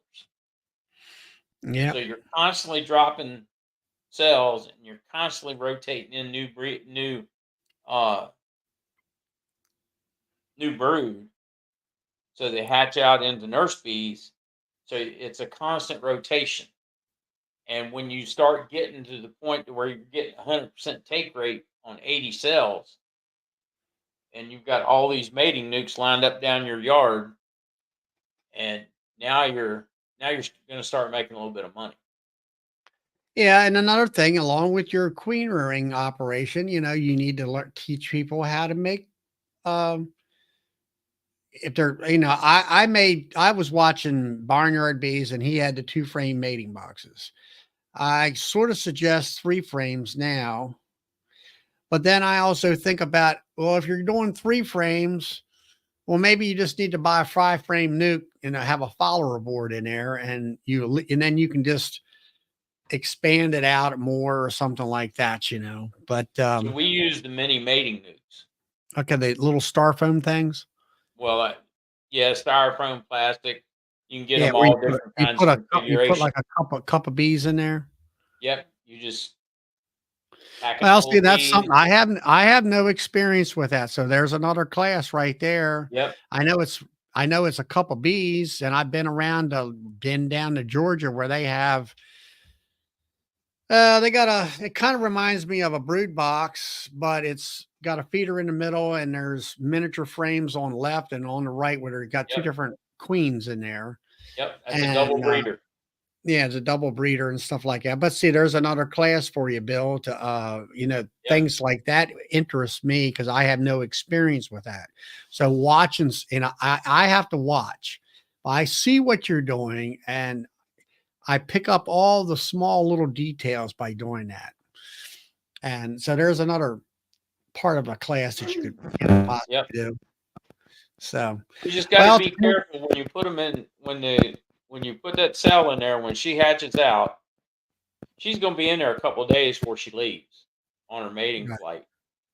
But there's a syrup container in there. Mhm. Got to be careful to make sure you put that guard on there so she doesn't get into the syrup and drown. Mhm. So there's All those points that you're pointing out tonight are the when you see the box that you're talking about and the parts and what it all makes sense because it's visual. yep, And there's a good class right there, yep, you know. So, that's or part of a class or something of that nature. yeah. So well, How Charlie, all right, and then I'll answer this last question, then how it's up to you. You have to click out or whatever. How do I keep the bees from leaving the mating box? Do you use those queen's pheromone strips? no, No, I'll tell you what I do. And a lot of people uh frown on it, I'll say, but I've asked the same questions some local friends of mine. And I'm like, how do you take and keep them bees from going back to the parent hive that you took them out, which are those hives right behind me there? Because those bees are no more than 20 feet behind them hives.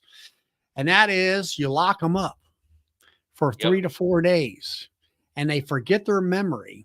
But now, number one, um, I got 2 big ventilation holes in the bottom of that hive and then you must feed them with sugar water. That's where the Pro Suite comes in.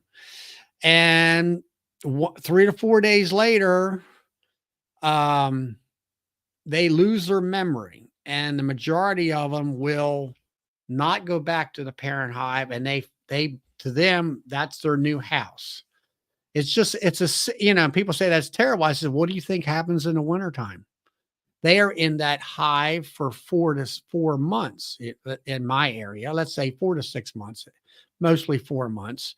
Why do they come out in the springtime and come out and circle around and orientate? Because they forgot where they live.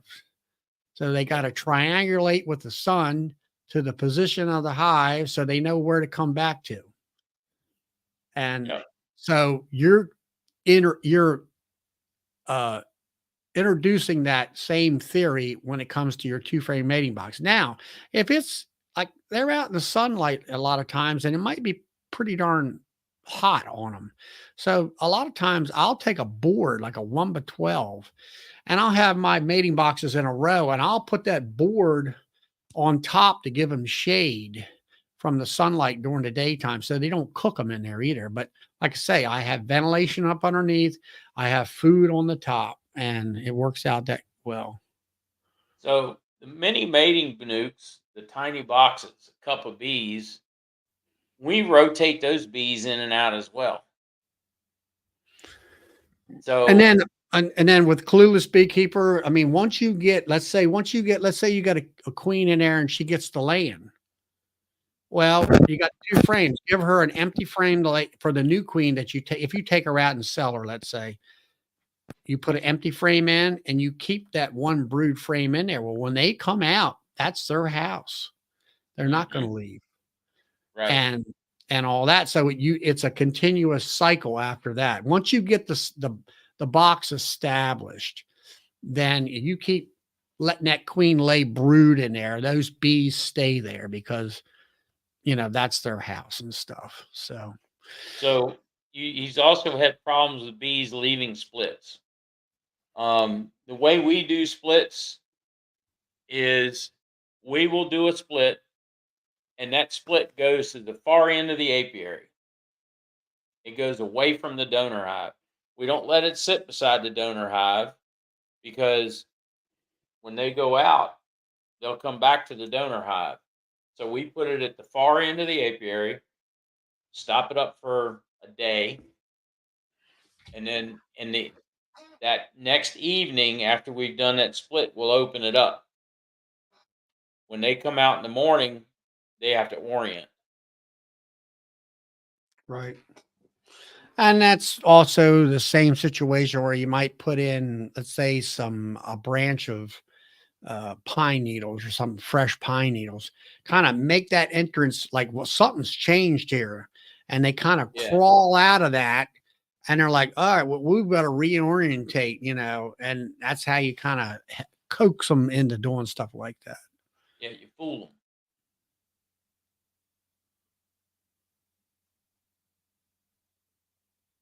Two frame mating nukes. I've had mixed luck with them. They take about 90% the same amount of wood. Yeah, I agree with you there, Clueless. Yeah, I agree with that. That's what I've thought. After you think a thought process where hey, Robert. Yeah, Robert, this is not my channel. It's Bob's channel here. Bill. Bob, Bill. I don't know why I say. And it's Shenandoah Bee Supply, and you can take, and this is his link. There's his link so you can subscribe to his channel. Robert, He's it'll all be posted in the morning. okay. It'll be posted in the morning and everything. So um anyway, clueless bees, yeah, you're right. After rethinking a lot of times, if it's a 3 framer, well, you're off 2x2 frames. So why build a special box? You already got a 5 frame box. It's available that you can either buy or build yourself, and that kind of stuff. Actually, I just started thinking here. I said, instead of me pulling out all my mating boxes, I might, since I've dropped back my 5 frame nukes, I might put them out there as my mating boxes next springtime and that kind of a thing. And that way they have a completely screen bottom board with lots of ventilation. And I'll make a few follower boards up and start out with, let's say, 3 frames of bees or whatever, and do it that way. So, yeah, divider board or a follower board. All it is it's like a frame, but it's got it's a piece of plywood is what it is. Let's say 1/4 inch, Yeah, goes all the way to the bottom. And yeah, a lot of times the bees will kind of go underneath, but they don't seem to mind that too much and all. It's easy to yeah, build yourself and all that. They just call it a follower board. You can, some people sell them, but I mean, you can make one yourself. And all you got to do is take a top bar off of like I say, a wooden frame top bar, and then make yourself a piece of plywood. It's just, long enough and deep enough to fit into those boxes and stuff like that. So, all right, Bill, yeah, that's up to you, but we went to now it's 11:15. yep. So comes early in the morning. I thank everybody for coming out for the first time and watching this channel. And we will be doing this every Monday. And As I of will now, have 8 p.m. Eastern Standard Time, right? yep, 8 p.m. Eastern Standard Time. I will have special guests from time to time, and Charlie was a great one to start out with. Yeah. Thank you, Charlie. Yeah, well, Thank you, it's Charlie. not a Good I special job. guest. I'm appreciate it. just trying to. I'm doing what like Lee from Kodiak Farms. He helped me out, as an admin and getting me started up and doing all the back leg work and actually the intro and stuff like that. I provided the pictures and Lee developed that for me, and I I used that. I have that in progress. The girl early it was on here earlier, Sandra. Mhm. She's the one that's helping me with do this.